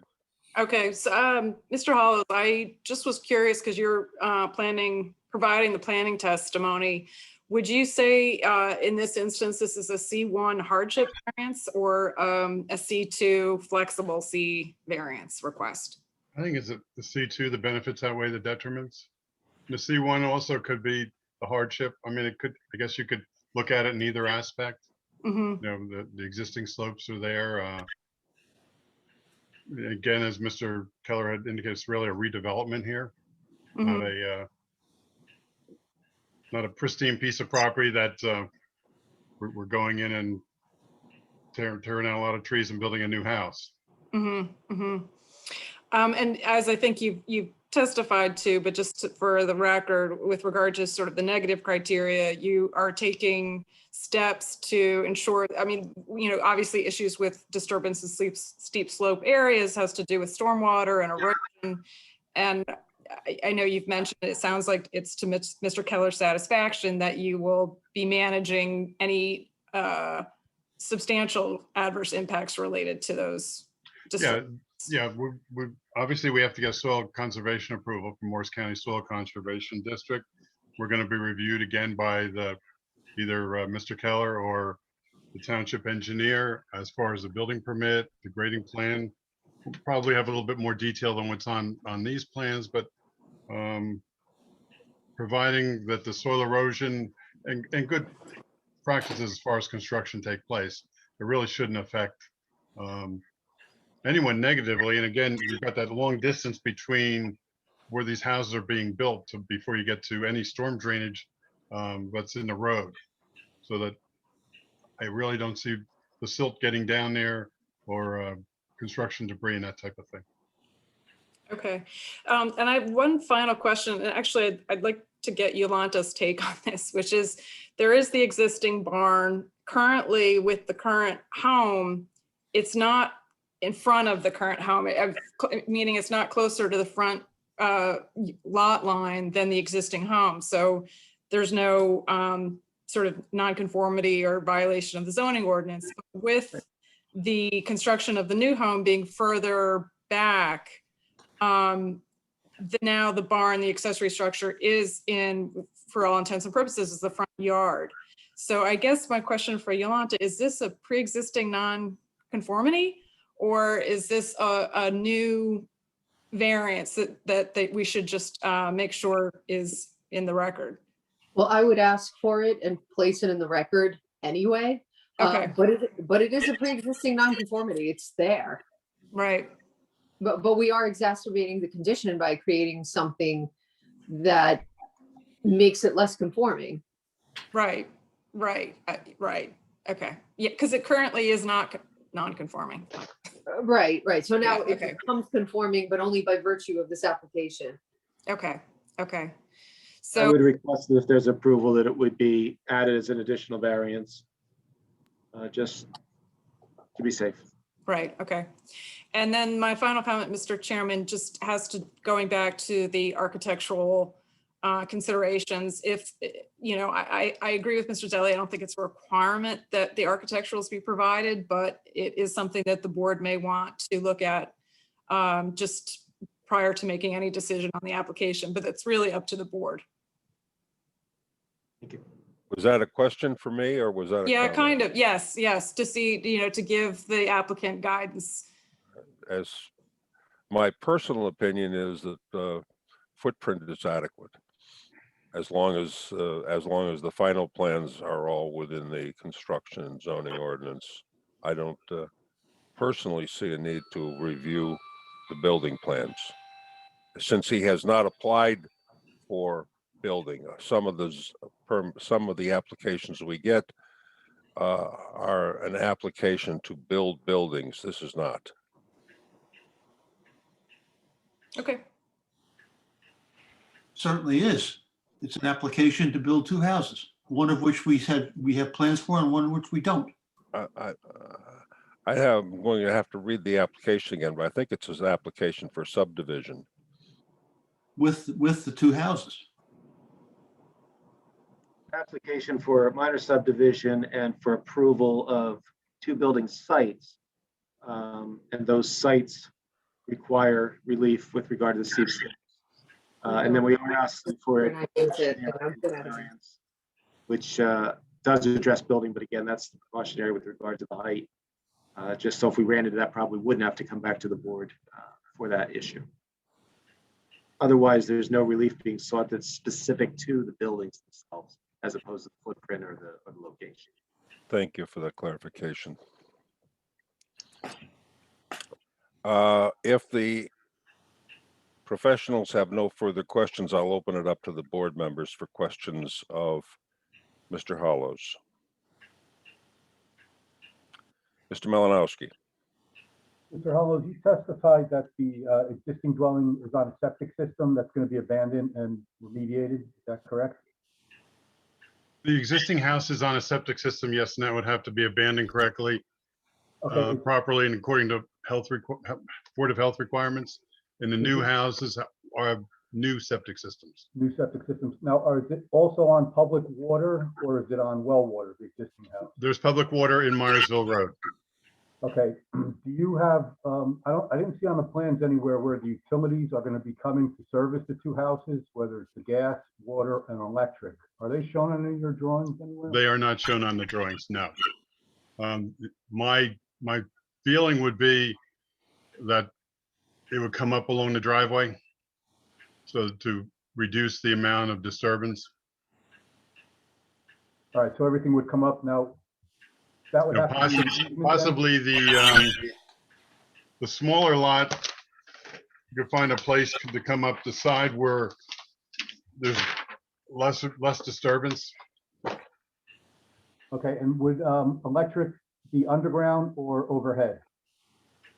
It's overhead now, so that it'll remain overhead. Overhead. Okay, thank you. Anyone else with any other member with questions? Mr. Jones. Thank you, Mr. Chair. It's regarding the shared driveway, and I'm happy to table it to a later part of the conversation. But it's a concern over the fact that there'll be two properties accessing the same driveway. I realize that it's family members, but sometime in the foreseeable future, that may not be true. And I'm wondering if we're setting precedents about a shared driveway cutting across one lot to access a landlocked property. And I did look at the ordinances to see if there was anything across, mentioning shared driveways.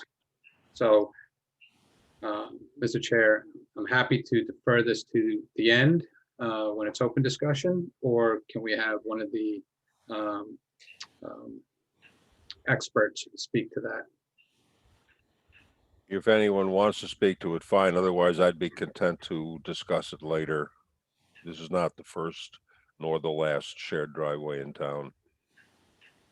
And just to, and I don't think I brought it up, we're proposing to have an easement around that driveway, so that there'd have to be some sort of an easement around it with a deed, would go into both properties' deeds, and somewhere along the line, have to be some agreement on maintenance, et cetera.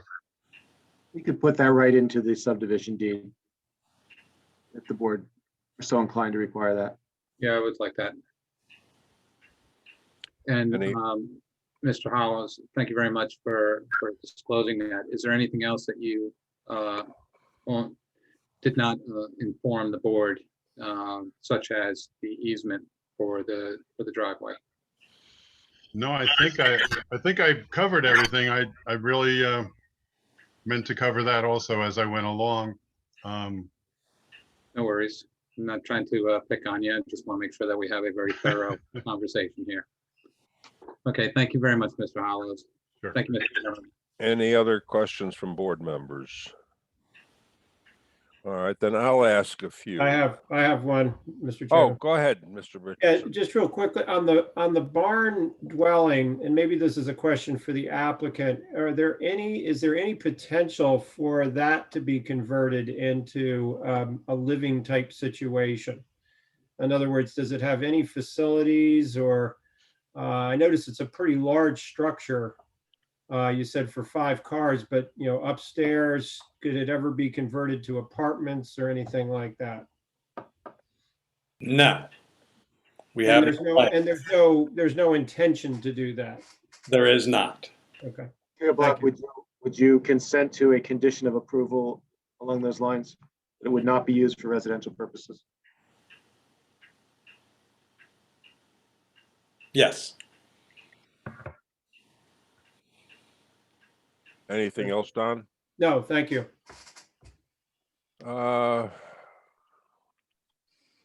Questions? At the very beginning of your testimony, Mr. Hollows, you said that you'd be giving up some property along the street so that the county could expand to its normal 33-foot right-of-way. I believe you intended to say 33 feet half width right-of-way. That's correct. Since the entire right-of-way of a county road is normally 66 feet, and I noticed that your plans show this lot extending to the road center line. Right, the present deed goes out to this road center line. We would be deeding over to the county a 33-foot strip of land from the center back towards our property. No, you'd be deeding 8 additional feet. Or you're going to deed it, or you're going to extend the existing easement that they have, or do they have an easement? Well, technically, our deed goes out to the center, so we're just going to clean it up and make it 33 feet off the center. So, okay, so you're actually going to reduce the lot size, the lot frontage by 33 feet. Well, the lot area, yes, the lot size Yeah. by 33 feet, but the lot area gets reduced by Third of an acre. 16,063 square feet. Yeah, I see that. Okay. You did not show the existing septic system on the current conditions plan, which you just told Mr. Richardson that you'd be removing. I just know with conversation with Mr. Keelblock that there was on a septic system for that property. Maybe he can tell you where it is, and then I can add it to my drawing. Yes, the tank is just north of the house, about 12 feet off the house, and the leach field is down below the apple orchard and the flat zone. Oh, well, okay. You will put that on the plan? Yes, I'll contact Mr. Keelblock, and maybe he can stop over to the office and show me where it is. Okay. I also notice on the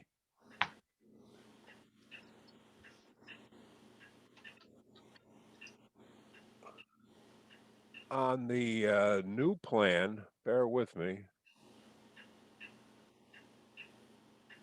there is a well marked.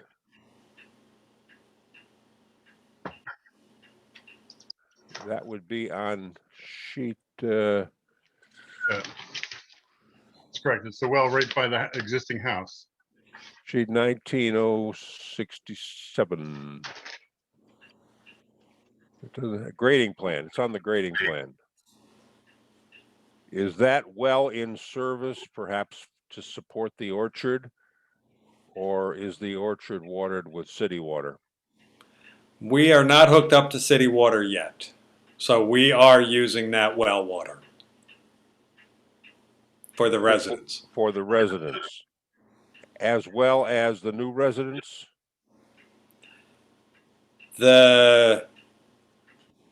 We haven't decided on that yet. Do we need to make that decision? No. I'm just curious that Mr. Hollows testified on how the utilities would be brought up along the driveway, that he was talking about electricity, but not water. Well, my son's property is gonna need city water, so we would run it up alongside the driveway. But at this point, this lot does not have either city water or city sewer, No, it does not. so you don't get a sewer bill. We do not. Hmm.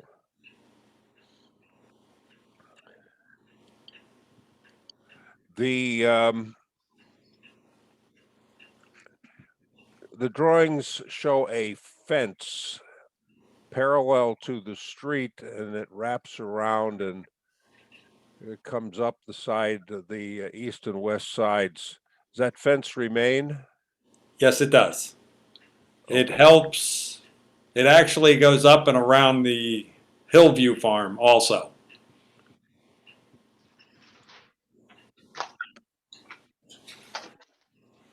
This critter control fence? Yes. And the big trees that we have seen are inboard of the fence. Yes. I'm going back to the overhead schematic, the overhead rendering. What is between the fence and the street that looks pretty well developed? You're looking at the part that the farm next door, Hillview Farm. No, I'm looking at the first picture on your photographic list. I apologize, I do not have that. Which shows a good deal of vegetation, fairly dense vegetation between Myersville Road and the fence line. Those are the corn rows, Mr. Chair. That's corn? Yes. Oh, okay. And there's no change there. There is no change. So, Mr. Hollows, if I am reading your drawing correctly, and that's a big if, both the new house and the existing barn are more than 240 feet back from the new street right-of-way line. That would be correct. And the new house is 370 feet back from the new street right-of-way line. That's correct. Do you know whether or not it is intended to pave the entire driveway? I think both Mr. wings? Keelblock should answer that question. We know to my son's house, yes. We're not sure about going above the barn to my new house.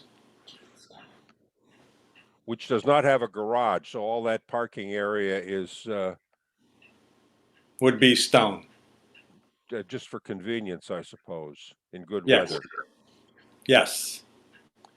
Mr. Hollows, the new driveway on the east side of the lot behind the barn,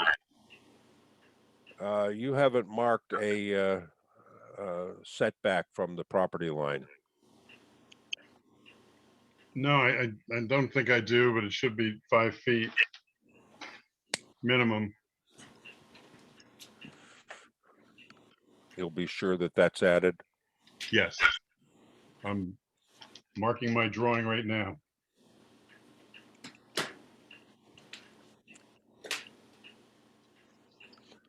And the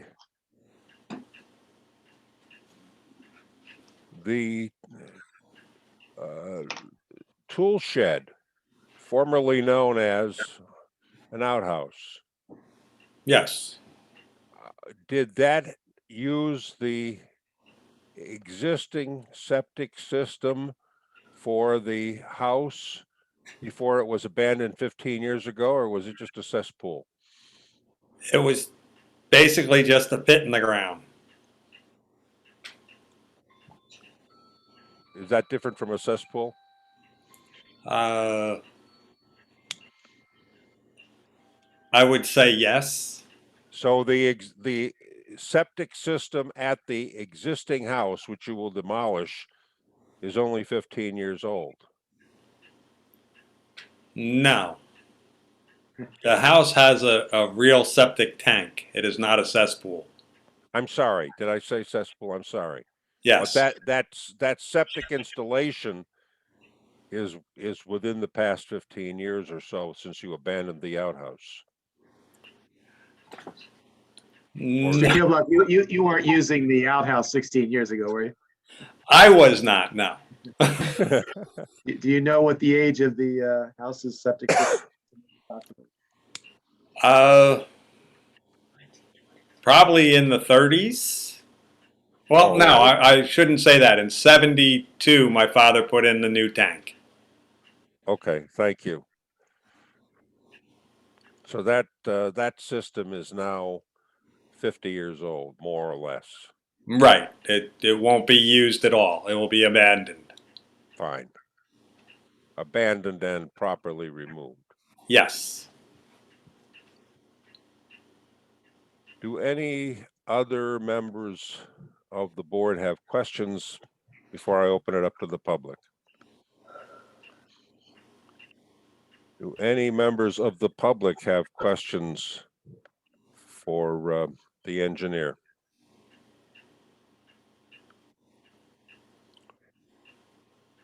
I see 8 members of the public tuned in, and I see no hands.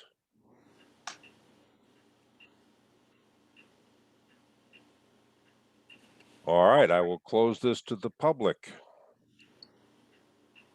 Mr. Zelli, do you want to wrap up? Yes, Mr. Chairman, we have no further witnesses. So just by way of summary, I do want to not testify, but argue what our positions are with regard to positive criteria and negative criteria. Since we've now added a request for a variance for a barn accessory use being in the front yard, I think that would be a clear C1, just because the barn is lawfully existing in its present place. And obviously we don't have control over that. It's kind of a classic C1 ultimately for positive criteria. That barn has been in place for many, many decades. And I think that in and of itself answers your negative criteria. It's certainly not presenting any harm whatsoever to the zone plan or the zoning ordinance. With regard to the other variances that we're seeking, specifically the steep slopes and even the height issue, they're really two different things. The height arguably could be a C1 hardship. It's because of the unique way this ordinance is drafted that we have to measure everything from the very lowest point instead of from an average, which is a little more common, a lot more common.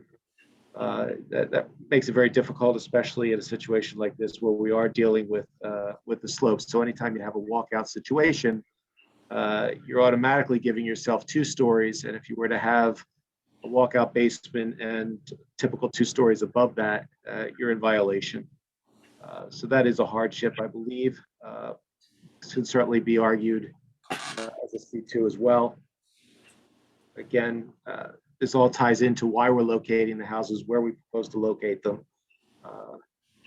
There are many, and we've set them forth in our addendum, many purposes of the MLUL that are satisfied by placing these homes up on the slope as opposed to down in where the orchard is now. And I'll just go through them quickly. They are spelled out.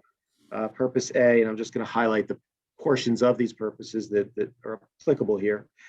Promoting the health, safety, morals, and general welfare. General welfare in this context is to get into preserving the nature of the area of the Myersville farming area as part of your master plan. It touches base on doing that type of thing, and that's what we've done. Use C, to provide adequate light and open space. Again, instead of placing houses in this nice open area that we have, bucolic area where we have the orchard and so forth, we're placing the homes back off the street, back out of that area and into the wooded area, so that open space is maintained. Preservation of the environment, same thing. Part of the environment here is the orchard, is the trees that we are leaving in place and want to preserve. That's section E. Purpose G, providing sufficient space at appropriate locations for a variety of agricultural areas. Obviously, we're losing a lot of agriculture on a daily basis in this garden state. This is one area where we're seeking to preserve it. It's not a commercial farm, it's a family farm, but in some senses, that's maybe even more of a rare animal than the commercial farm. And it's really important to maintain that, and that is one of the uses set forth. One of the purposes, I'm sorry. I, providing a desirable visual environment. Again, maintaining this orchard area, nice open space, bucolic farmland area, as opposed to plopping two houses in the middle of these areas. Purpose J, conservation of historic sites and districts, open space again, and prevention of urban sprawl. Although not designated, as far as I know, as a specific historic site, clearly the Myersville section has historic meaning. You've got historic types of farms and whatnot, and we are preserving them by not placing the houses there and allowing this farm to continue to be an active farm area. And finally, under purpose P, talks about preserving agricultural lands, open space, historic sites. Again, repeating myself, but these are the purposes that are set forth in the MLUL that we're satisfying by presenting, locating the homes in these areas, as opposed to down in the orchard area where it would be a conforming location. With regard to the negative criteria, I think Mr. Keller and Mr. Hollows have made it clear that there's really no danger in environmental danger in building the houses in these sites. They are not particularly steep slopes, so it can be done in a environmentally sensitive manner and without any. And there's certainly no danger to or harm to the zone plan or to the master plan or to the community at large.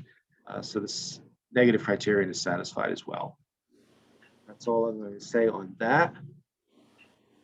Thank you all for your attention this evening, for your patience, and we ask for an affirmative vote with the conditions that we stipulated to. Thank you so much.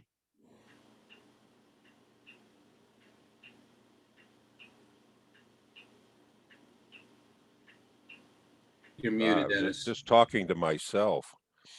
I appreciate your being here tonight, for putting on a good presentation, and I also appreciate your willingness to step up to this hearing on such short notice, because the hearing we had originally scheduled for this evening had to be postponed. So thank you very much. Thank you. We're happy to be able to do it. At this point, I had on my schedule that I was going to ask Rich to please review steep slopes for the board members, because I know he's an expert on it, and I've heard his speech about steep slopes before the zoning board, but he already gave that speech. And so I ask you to take it into serious consideration when we begin our deliberations. And Rich, if you'd like to add anything to it at this point for the edification of the board members, I'd appreciate it. Otherwise, we'll move on. No, I think that I think I gave a pretty good summation. Essentially, for a 25% slope, for every 4 foot you go out. So if you have a 4-foot desk, you go out 4 feet and you come up 1 foot and you draw a line to connect it. You can imagine that's not very steep. So the areas that we're talking about are on the lower threshold of steep slopes. As indicated in our opinion, this is an area of redevelopment. It's already been disturbed.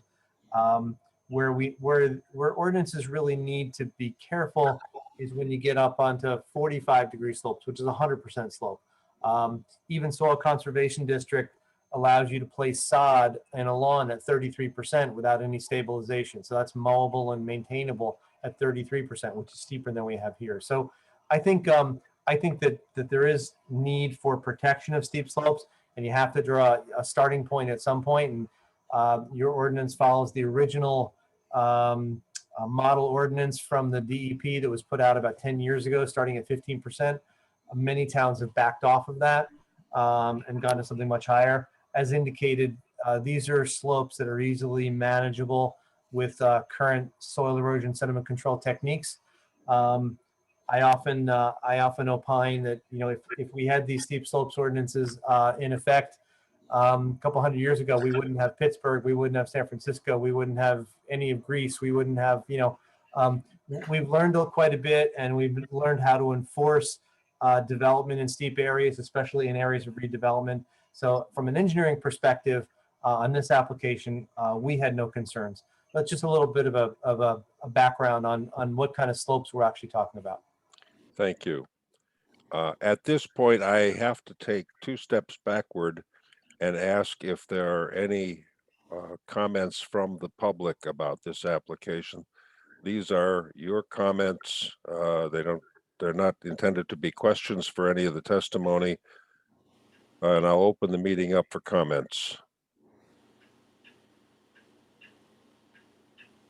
And 7 people have not raised their hand, so I'll close the meeting for comments, and we'll move on to the board deliberation. And who would like to start? Don't make me pick somebody. Don is smiling, so Don, you can start. Yeah, I'll start. I think the one challenge I have is not really seeing the details of the other house in regards to just reviewing this application.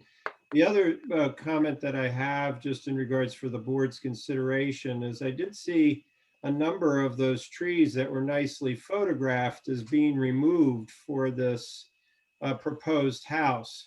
So I don't know if, in the future, one could look at some enhancements to the landscaping just to soften the new house that we haven't seen, or renderings thereof, soften that that area. I will say it is one of the most gorgeous stretches of Long Hill Township, that road going down. The applicant's property is absolutely spectacular. That whole area is just fantastic. And I do applaud you in regards to trying to work to minimize disturbance to that area, just because, as you know, multiple generations of your family have enjoyed the beauty of that stretch of land. And I would hate to see that at all. And I know you're committed to that as well, Mr. Kielbach, in regards to preserving I think the legacy of that beautiful stretch. But that's my one comment in regards to the construction of your son's house, is just, I would hope that it can be done in a way that's sensitive and can be ease into that property without, marring the visual pleasures of that stretch of roadway for all the other residents of the town. Thank you. Yeah. Alan. Historically, there's been a great deal of sensitivity in terms of what is proposed and what is built in the Myersville hamlet. I think we're all aware of that. In the absence of architectural plans for that new house, I can see this application being approvable, but not yet. I want to see that. I want to see what that house is going to look like, and judge. I think the public has a right to see that before this application is approved.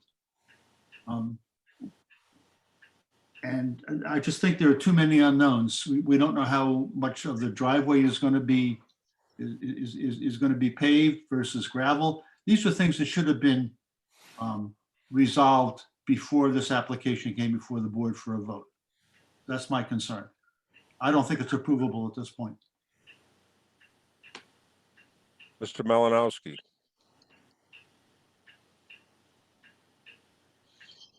I think the applicant presented a nice application. I'm not overly concerned about the steep slopes. That seems like it was addressed. They aren't overly steep. I mean, we are in Long Hill. There's slopes, as I've mentioned many times on my property, in front and back, which are not a problem. As far as building envelopes, I think I don't have a problem with that either. We did see the one building, and it doesn't seem like the applicant, who's been a resident of Myersville for such a long time, is going to build something that's outlandish and not acceptable to everybody in the immediate area. My one concern that also was addressed was the deeded driveway access. I think that's something that definitely would have to be included for approval. As Mr. Jones pointed out, it's been in the family for a while, but things can change in the future, and I would like to see that included as a condition of approval.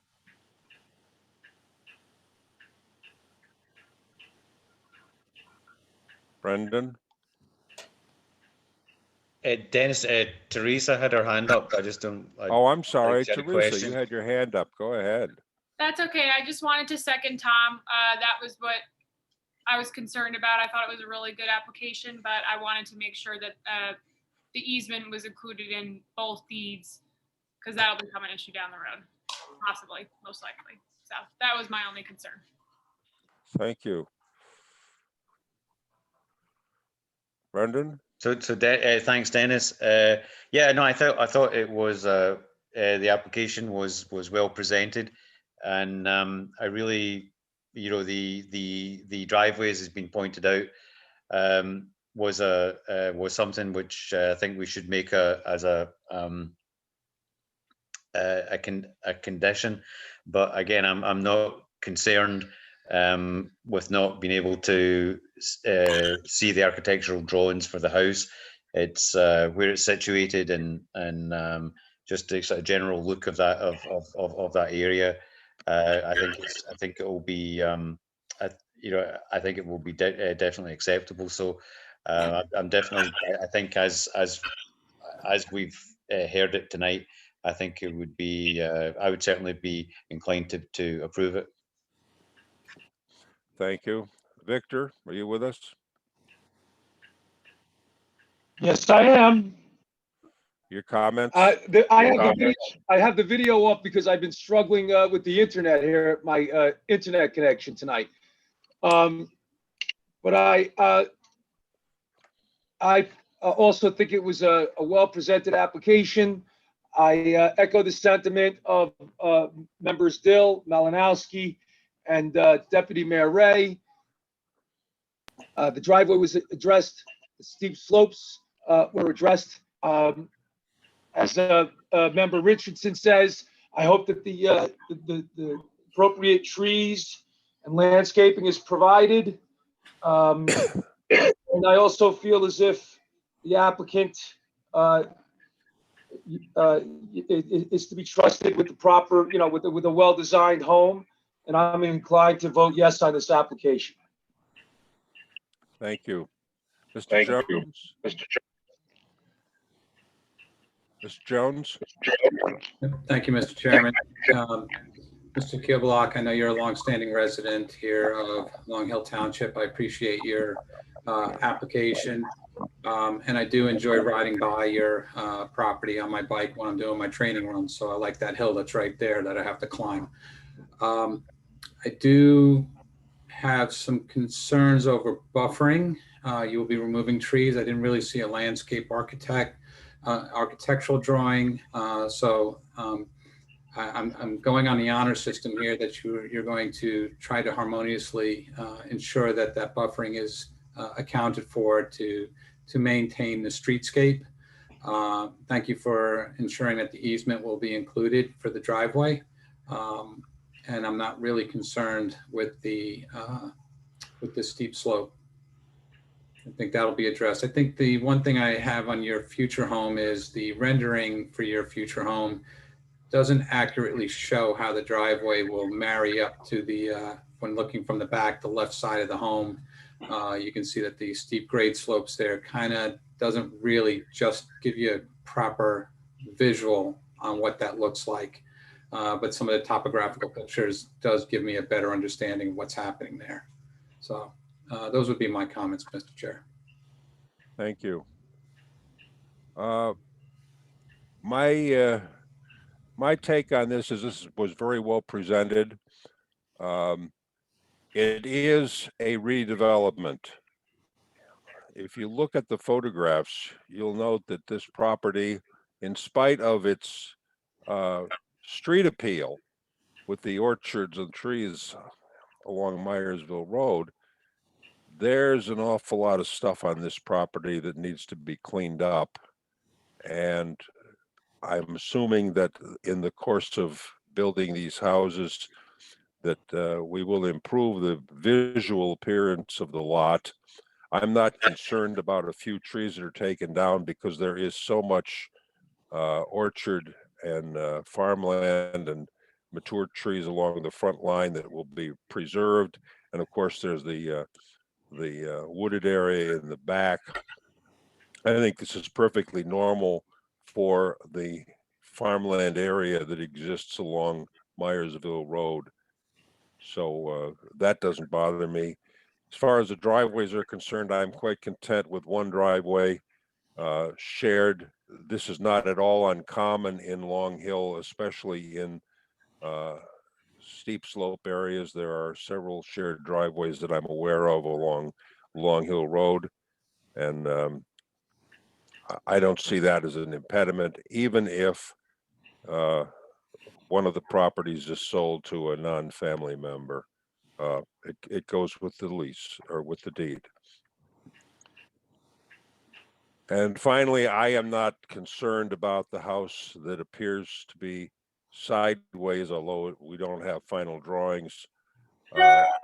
If this were not a subdivision, if this were just a new house on an existing lot, it wouldn't be before a board and there would be no judgment factors applied. It would just go to construction.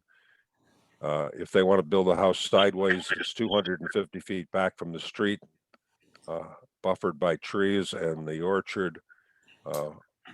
I don't see that that makes a difference if it fits the site and if it meets all the construction code and zoning code requirements for size and shape.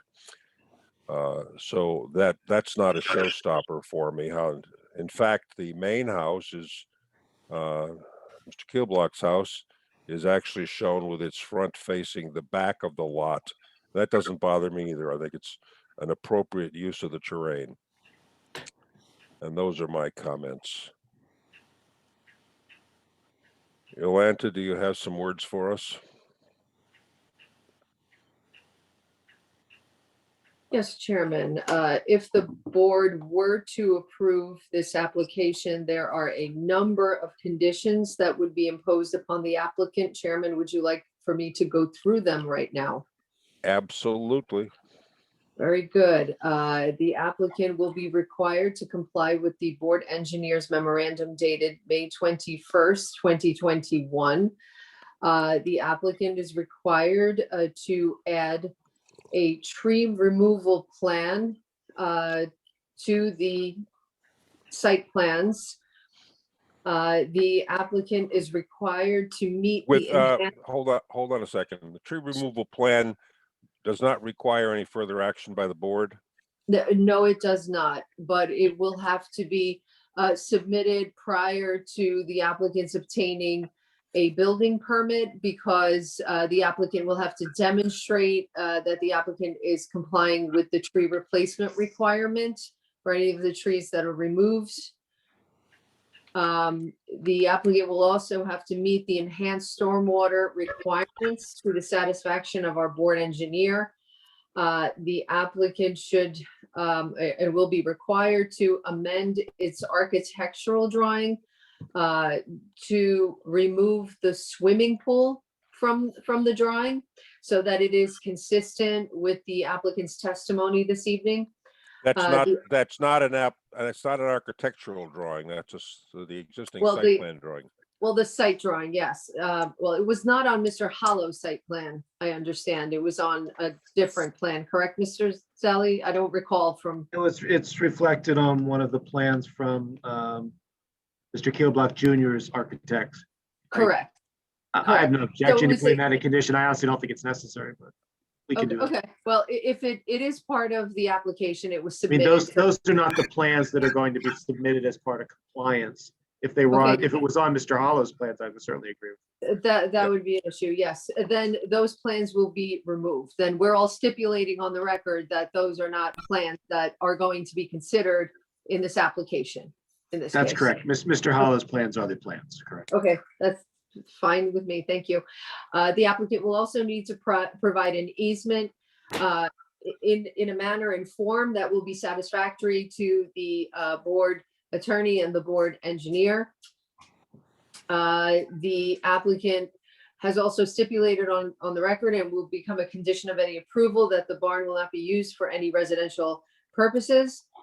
The applicant will also amend the engineering plans to update the location of the septic field. That is all that I have, Chairman. By that, you mean the current septic? The current septic field, yes. Does any member of the board think that there should be additional conditions that Ms. Maziere has omitted? In Monica, that, did you mention the deeded driveway access? Yes, Okay. yeah, that will, I called it an easement, but it's an easement deed. Okay.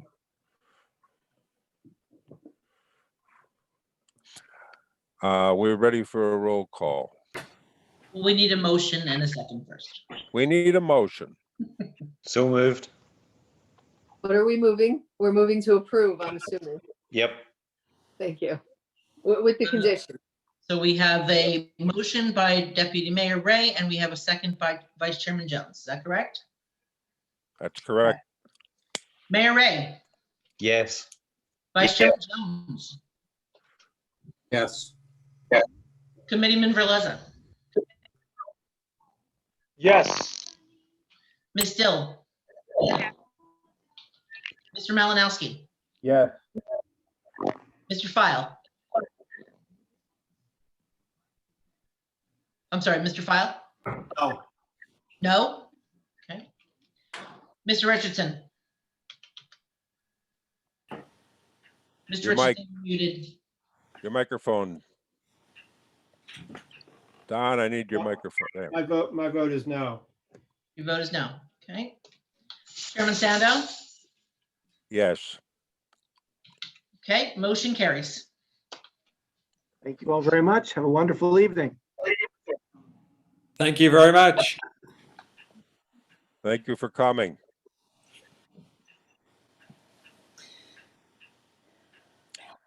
At Yolanta, do you want to have any closing comments about what's next? Or do we all know what's next? What's next on the agenda? No, what's next for this application? Oh, what's next for this application? We will have a resolution prepared for, I believe, a meeting in June, where the board will memorialize its decision this evening. Okay, for those of you who are watching but have not spoken yet, the rest of this meeting will have to do with a report from the zoning board, and it may not be of interest to you at this time. Mr. Chairman, I apologize again. We do need to carry. Oh, yes, we need a resolution to carry. Would you state the content of that resolution? Yolanta, do you want to state it or am I stating it? Are we moving, we're carrying Elite Properties, correct? Yes. Yes. Okay, so I am going to need a motion to carry the application application number 2020-07P, Elite Properties at Long Hill LLC, to June 22nd, 2021, without any further notice. So moved. Second. Second was Mr. File. Okay, so Deputy Mayor Ray? Deputy Yes. Mayor Ray and Mr. Okay. Jones. And Mr. Richardson was the second, I believe? Jeez. That's a mic Oh, problem. Mr. File, I'm sorry, Mr. File, correct? Victor, I think you've got some audio problems. You want to mute? Okay, I'm sorry, Mr. File? Yes. Committeeman Verleza?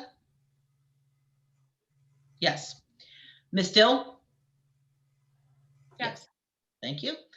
Mr. Malinowski? Yes. Mr. Richardson, Yes. Vice Chairman Jones, Yes. Chairman Sandow, Yes. motion carries. Deborah, thank you for continuing to remind me. Yes, and Mr. Chairman, if I may note too, that I just wanted to thank our two board professionals for the their kill block review, because they turned that around in record time, because they busted themselves to get those reports to the board in order to cover the slot that was vacated for tonight. So I just wanted to personally thank Liz and Rich for getting the kill block the reports done in a record time. Anything that makes your job easier. Exactly. Well done. All right, Thank we're you. ready. We're ready to move on now to the report from the zoning board, which you have all seen and read, I'm sure. And Yolanta, would you please tell us why? Yes. Every year, the zoning board is statutorily required to go through its applications for that year and to make a list, effectively compiling all of those applications and send that list along with any commentary, with any recommendations to the governing body and to the planning board. And the purpose is so that the planning board and the governing body can evaluate the zoning ordinances to see if there is a pattern or some type of application that tends to show up at the zoning board with some regularity. When this happens, oftentimes there needs to be a change in the zoning ordinance. There are very many court cases that say that zoning is to be accomplished by ordinance, rather than by variance. So if the zoning board is granting or is receiving applications for the same type of variance over and over, generally, that is a sign that there may be a need to change something in the land use ordinance. So that is the reason why it has come before the planning board for an evaluation, and it will also be sent along to the governing body for their information as well. I should also note that the planning board itself does not have an obligation to list its own needs for changes to the ordinance. However, in this particular case, Mr. Jones has been good enough earlier in the year to make a list of all the zoning issues that arose during the PRISM application last year, and there were about a dozen of them, as I recall. So between these two reports, we have a great deal of opportunity to get on with ordinance changes. What I would like to do at a meeting in the future when we have time is to get on with the discussion of some of these items and how we think the ordinance should be changed. One of the most obvious that has come up in the zoning board's report is the issue of yards, side yards, rear yards, corner lots. Why is it so hard to figure out where auxiliary buildings can go? And I'm going to ask Liz to say a few more words on that topic and maybe start a little discussion in the time remaining.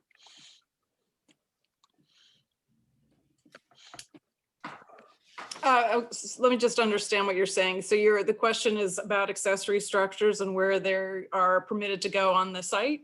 Is that what you're asking? Well, that's one of the issues that comes up when you start talking about no rear yard. Right. Well, the things that I had raised in my report, among them was the corner lot issue, which is that in Long Hill, which is true in many municipalities, if there's a corner lot, it has 2 front yards. What Long Hill is silent on is what are the other 2 yards considered? And it's been traditional, tradition. It's typically been considered, those 2 other yards are considered side yards, but the ordinance actually doesn't say that.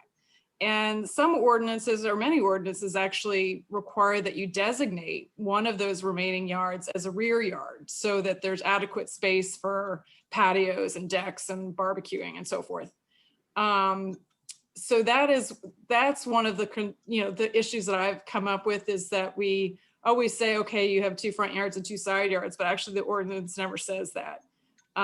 Another issue I have had to, and this has come up, I think, with the Delaware Avenue application, which is how exactly you measure setbacks. Because I think there's been concerns, oh, somebody's patio or deck can encroach in the setback, and there's actually, the ordinance is sort of very not clear at all as to if things get measured to steps, do they get measured to the building wall, and that's another issue that is a little ambiguous and could be clear in the ordinance going forward if there were going to be amendments. That's, is there any other specific question, Mr. Chairman, that you wanted me to? Does anybody have any thoughts off the top of their head? Do you measure the setback to the edge of the porch or to the edge of the foundation? Well, I guess the question is the extra structure fixed to the house or freestanding? So some decks are generally attached to a house, but you could have a porch or some kind of block patio that is not attached to the house. Yeah, I'll say this, that some ordinances, the definition of a building in the municipal land use laws, it has to have a roof. And so something like a porch counts as a building, but something like a deck doesn't. And that, which kind of goes to your point is, is it to the edge of a patio or would it be to the, the actual building? And again, that's something for further consideration, because obviously a deck is potentially just as intrusive on a neighbor as a porch. That's correct. And it's bolted to the house. So you can get cute by saying, I don't have a roof on it, so it's not considered encroaching on a setback. Mm-hmm. Yet you can then put a shade over it, a shade canopy, and still not be in violation by being cute, for lack of a better term.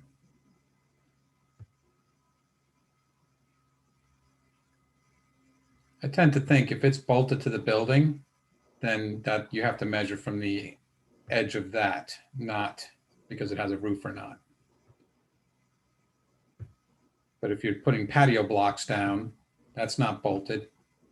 So how do you deal with that? Because you could put a patio block down and you could go right across the setback. Mm-hmm.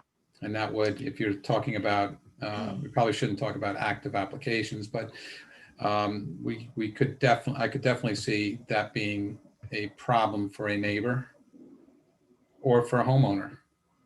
What about a in-ground pool with a patio around it? It's the same thing. That's Same, true. same thing. What? Where would you measure the setback to? The edge Well, of that's the the pool or problem, the edge right? of the patio? That's the problem, right? It's not attached to a building, right? So now it's a free floating, lack of a better term, free floating accessory on the property. Well, currently I measure in an in-ground or above ground pool to the edge of the pool. Mm. Because it's a fixed, and why is that? Standard, and that's because there is no other clarification in the ordinance. I look at patios, I look at pools, I look at decks as all permanent structures. You can't just move all Patio around. is building coverage. It's lot coverage. It's lot coverage, right? Well, so is deck. So is a deck, so is a porch, so is a patio, so is a pool. Porch is building coverage. It's building what? Building coverage. Building coverage. At least it should be. The hole seems to be, in the case of a swimming pool, where do you measure from? And you know, my way of thinking, it should be from the skirt around the pool, this part of the pool. Well, the ordinance doesn't clarify that though. So if you have a That's what we're patio, talking about is that's a Right. hole that needs to be plugged. absolutely, absolutely. Mhm.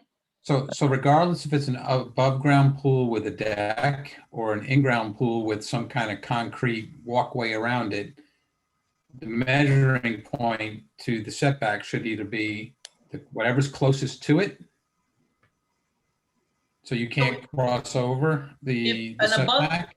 If an above ground pool has a raised deck, then you look at it to the deck. Because then the deck is, you're looking at more the deck. I mean, obviously I would look at the pool, an above ground pool, to make sure first and foremost that the setback is there. But then if the pool had a deck around it, that's a whole nother, you know, setback to look at. If you're talking about an in-ground pool, the setbacks are measured from the property line to the edge of the pool. Because an above ground will have a raised deck.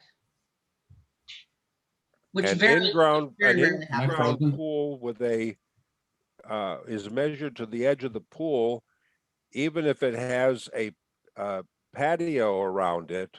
But if it has a deck around it, then the setback is measured to the edge of the deck. If the deck is raised. If the deck were ground level, I would go to the pool. You know, you can hear me, right? Because it looks like everybody's frozen. Yeah, we hear you. All right. I would think that any structure of the pool, above ground, below ground, any patio, deck, or anything that's associated with the pool must fit within the setback requirements. And if you are going to encroach or if you're going to cross over even by a foot, a deck, a patio, a block, then you need to file for some kind of variance. Well, that would have to be clarified in the ordinance for sure then.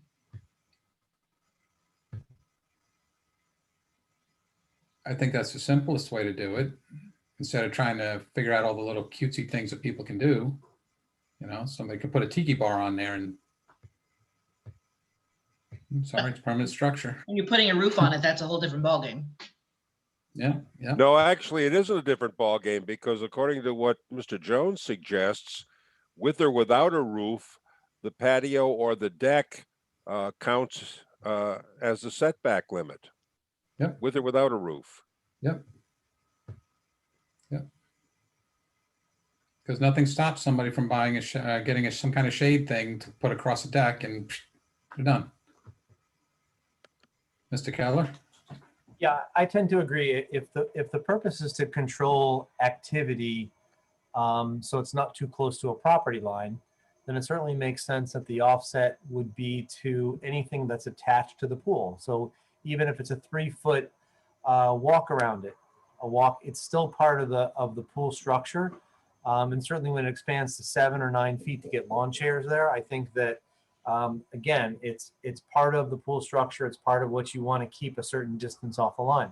Some towns differentiate between, they'll have a setback of hypothetically 15 feet for accessory structures, except that pool to the water surface must be 20 or 25 feet. Like it gets somewhat complicated. And I think if you're looking at, as I said, keeping a certain distance between sources of activity and noise generation from a property line, it makes sense that anything that's attached to it, whether it's a deck, patio, walkway, anything that physically touches that coping becomes part of the pool structure. Obviously, if it's a 3-foot walk that comes off the house and connects to the pool, that's generally considered coverage, but it's not accessory because you can't put a barbecue on a 3-foot walk, etc. But once it attaches to it and it goes around the pool, I believe that's what you're trying to control, and that should all be part of that should meet the setback requirements, whatever those setback requirements are. Mm-hmm. Yeah. Mm-hmm. Now there are, Yeah, and then let the applicant, sorry, I was going to say, let the applicant, if they have to file for a variance, let them come to the appropriate governing body to request that. Yeah, and if there's a problem where people are looking for too many variances, it's not necessarily the definition of the structure. It may be the actual, the side yard offset. I mean, it's not uncommon to have an offset for a principal structure and have a lesser offset for an accessory structure so that they can be in the backyard. Generally, you like to restrict them to rear yards, and that's why, you know, Liz is adamant that we really need to have a better definition, especially on corner and through lots, as to what is a rear yard. But once those accessory structures are in the rear yard, you can certainly let them get closer to a sideline. But I think and so that's where you need to look at policy, and maybe there needs to be some tweaking, but I think the definition would hold pretty well. we have a number of exceptions that are in the ordinance if you look for them hard enough. The most recent one is the 2 front yards exception. And this applies if not at a corner lot, but at a through lot which extends front to back between 2 streets. Theoretically, you have 2 front yards, one at the front of your house and one at the back of your house, because both the front and the backyards touch a street. And then there are 2 side yards which touch your neighbor's lots.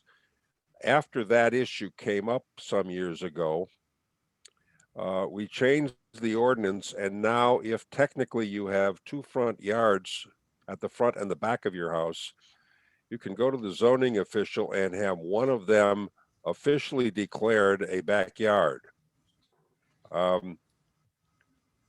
There are a number of those lots. Many of them are on the Millington Hill, where the old subdivisions extend between 2 parallel streets. But in that particular case, we have allowed the homeowner to make a decision to get one of those front yards declared a rear yard. There is no comparable exception for corner lots, which by definition have 2 front yards at 90 degrees to each other and 2 side yards. Many of the corner lots are very large and typically face the main street and treat the side street as if it were a side yard. But we have no way of making that officially a side yard, in which case the backyard would be a rear yard. It gets more complicated when the side street is not a real street, but a paper street. In that case, the township engineer, not the board engineer, but the township engineer can make a decision that that street will never be developed and therefore does not have to be treated as a street for the purpose of corner lot definition. I don't know if anybody has actually any applicant has actually gone that route recently, or if the township engineer knows how to rule as to whether or not the paper street has a future use. I don't know if that restriction should be improved to match the 2 rear yard situation or the 2 front yard situation, or whether it should be eliminated entirely or just left alone. And if no one has an opinion on that, maybe you ought to go read those ordinances and draw some pictures, because something has to be done about all the paper streets that create corner lots. Comments?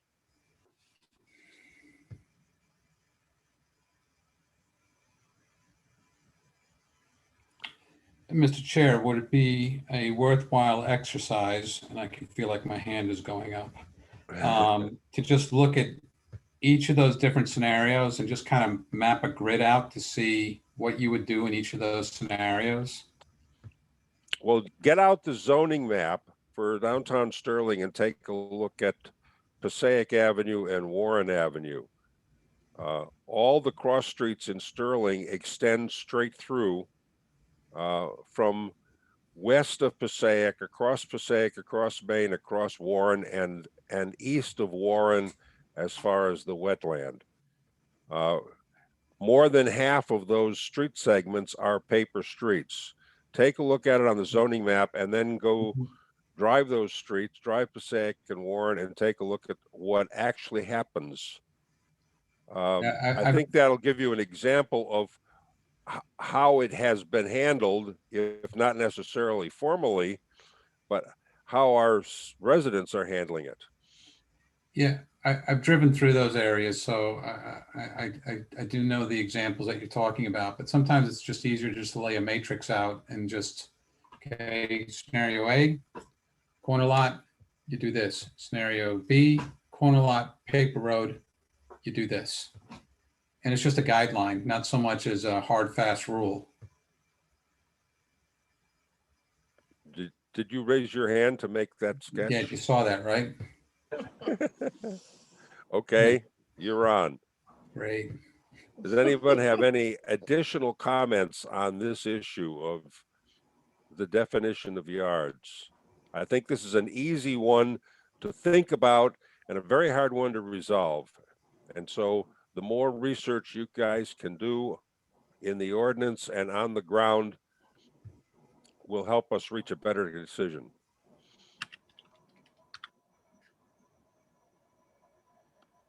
All right, that being said, then read the zoning board's report in its entirety and see if there are any other issues that they have raised that you would like to get concerned about.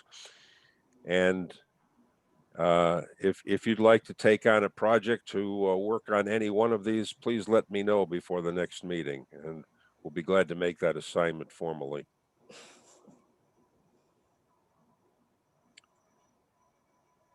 Is there any other business before we adjourn? Yeah, Mr. Chair, just real quick. Deputy Mayor Ray and Mr. File, the three of us had a preliminary conversation about the Tifa site. So it's just the first 20-minute conversation that we had to just kind of understand what we want to achieve. So just want to give you an update on it. Thank you. Have you been in touch with the applicant? No, this was our first meeting, so it's salute. This is our first meeting, so we weren't prepared to meet with the or reach out to the applicant just yet.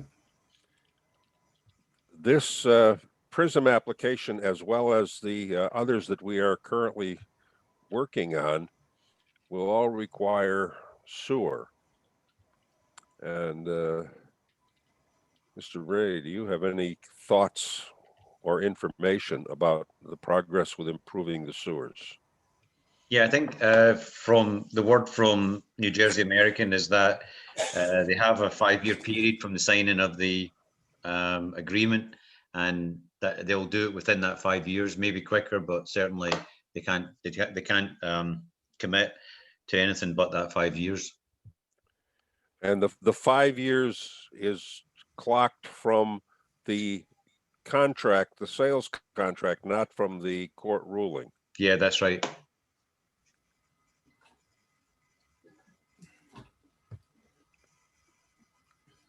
Any questions on that? That's a clarification that I've been looking for. Thank you. You're welcome. So hopefully it's right. If I understand, so if I understand that right, really development can't start until for at least 5 years. Is that how I understood that? Sorry, Tom. I'm just trying to understand, like, when can they start sticking shovels in the ground? Is that 5 years from now? Or, I mean, is that what American Water, they need to have the sewer plant up and operational to meet the capacity in 5 years? Is that what I heard?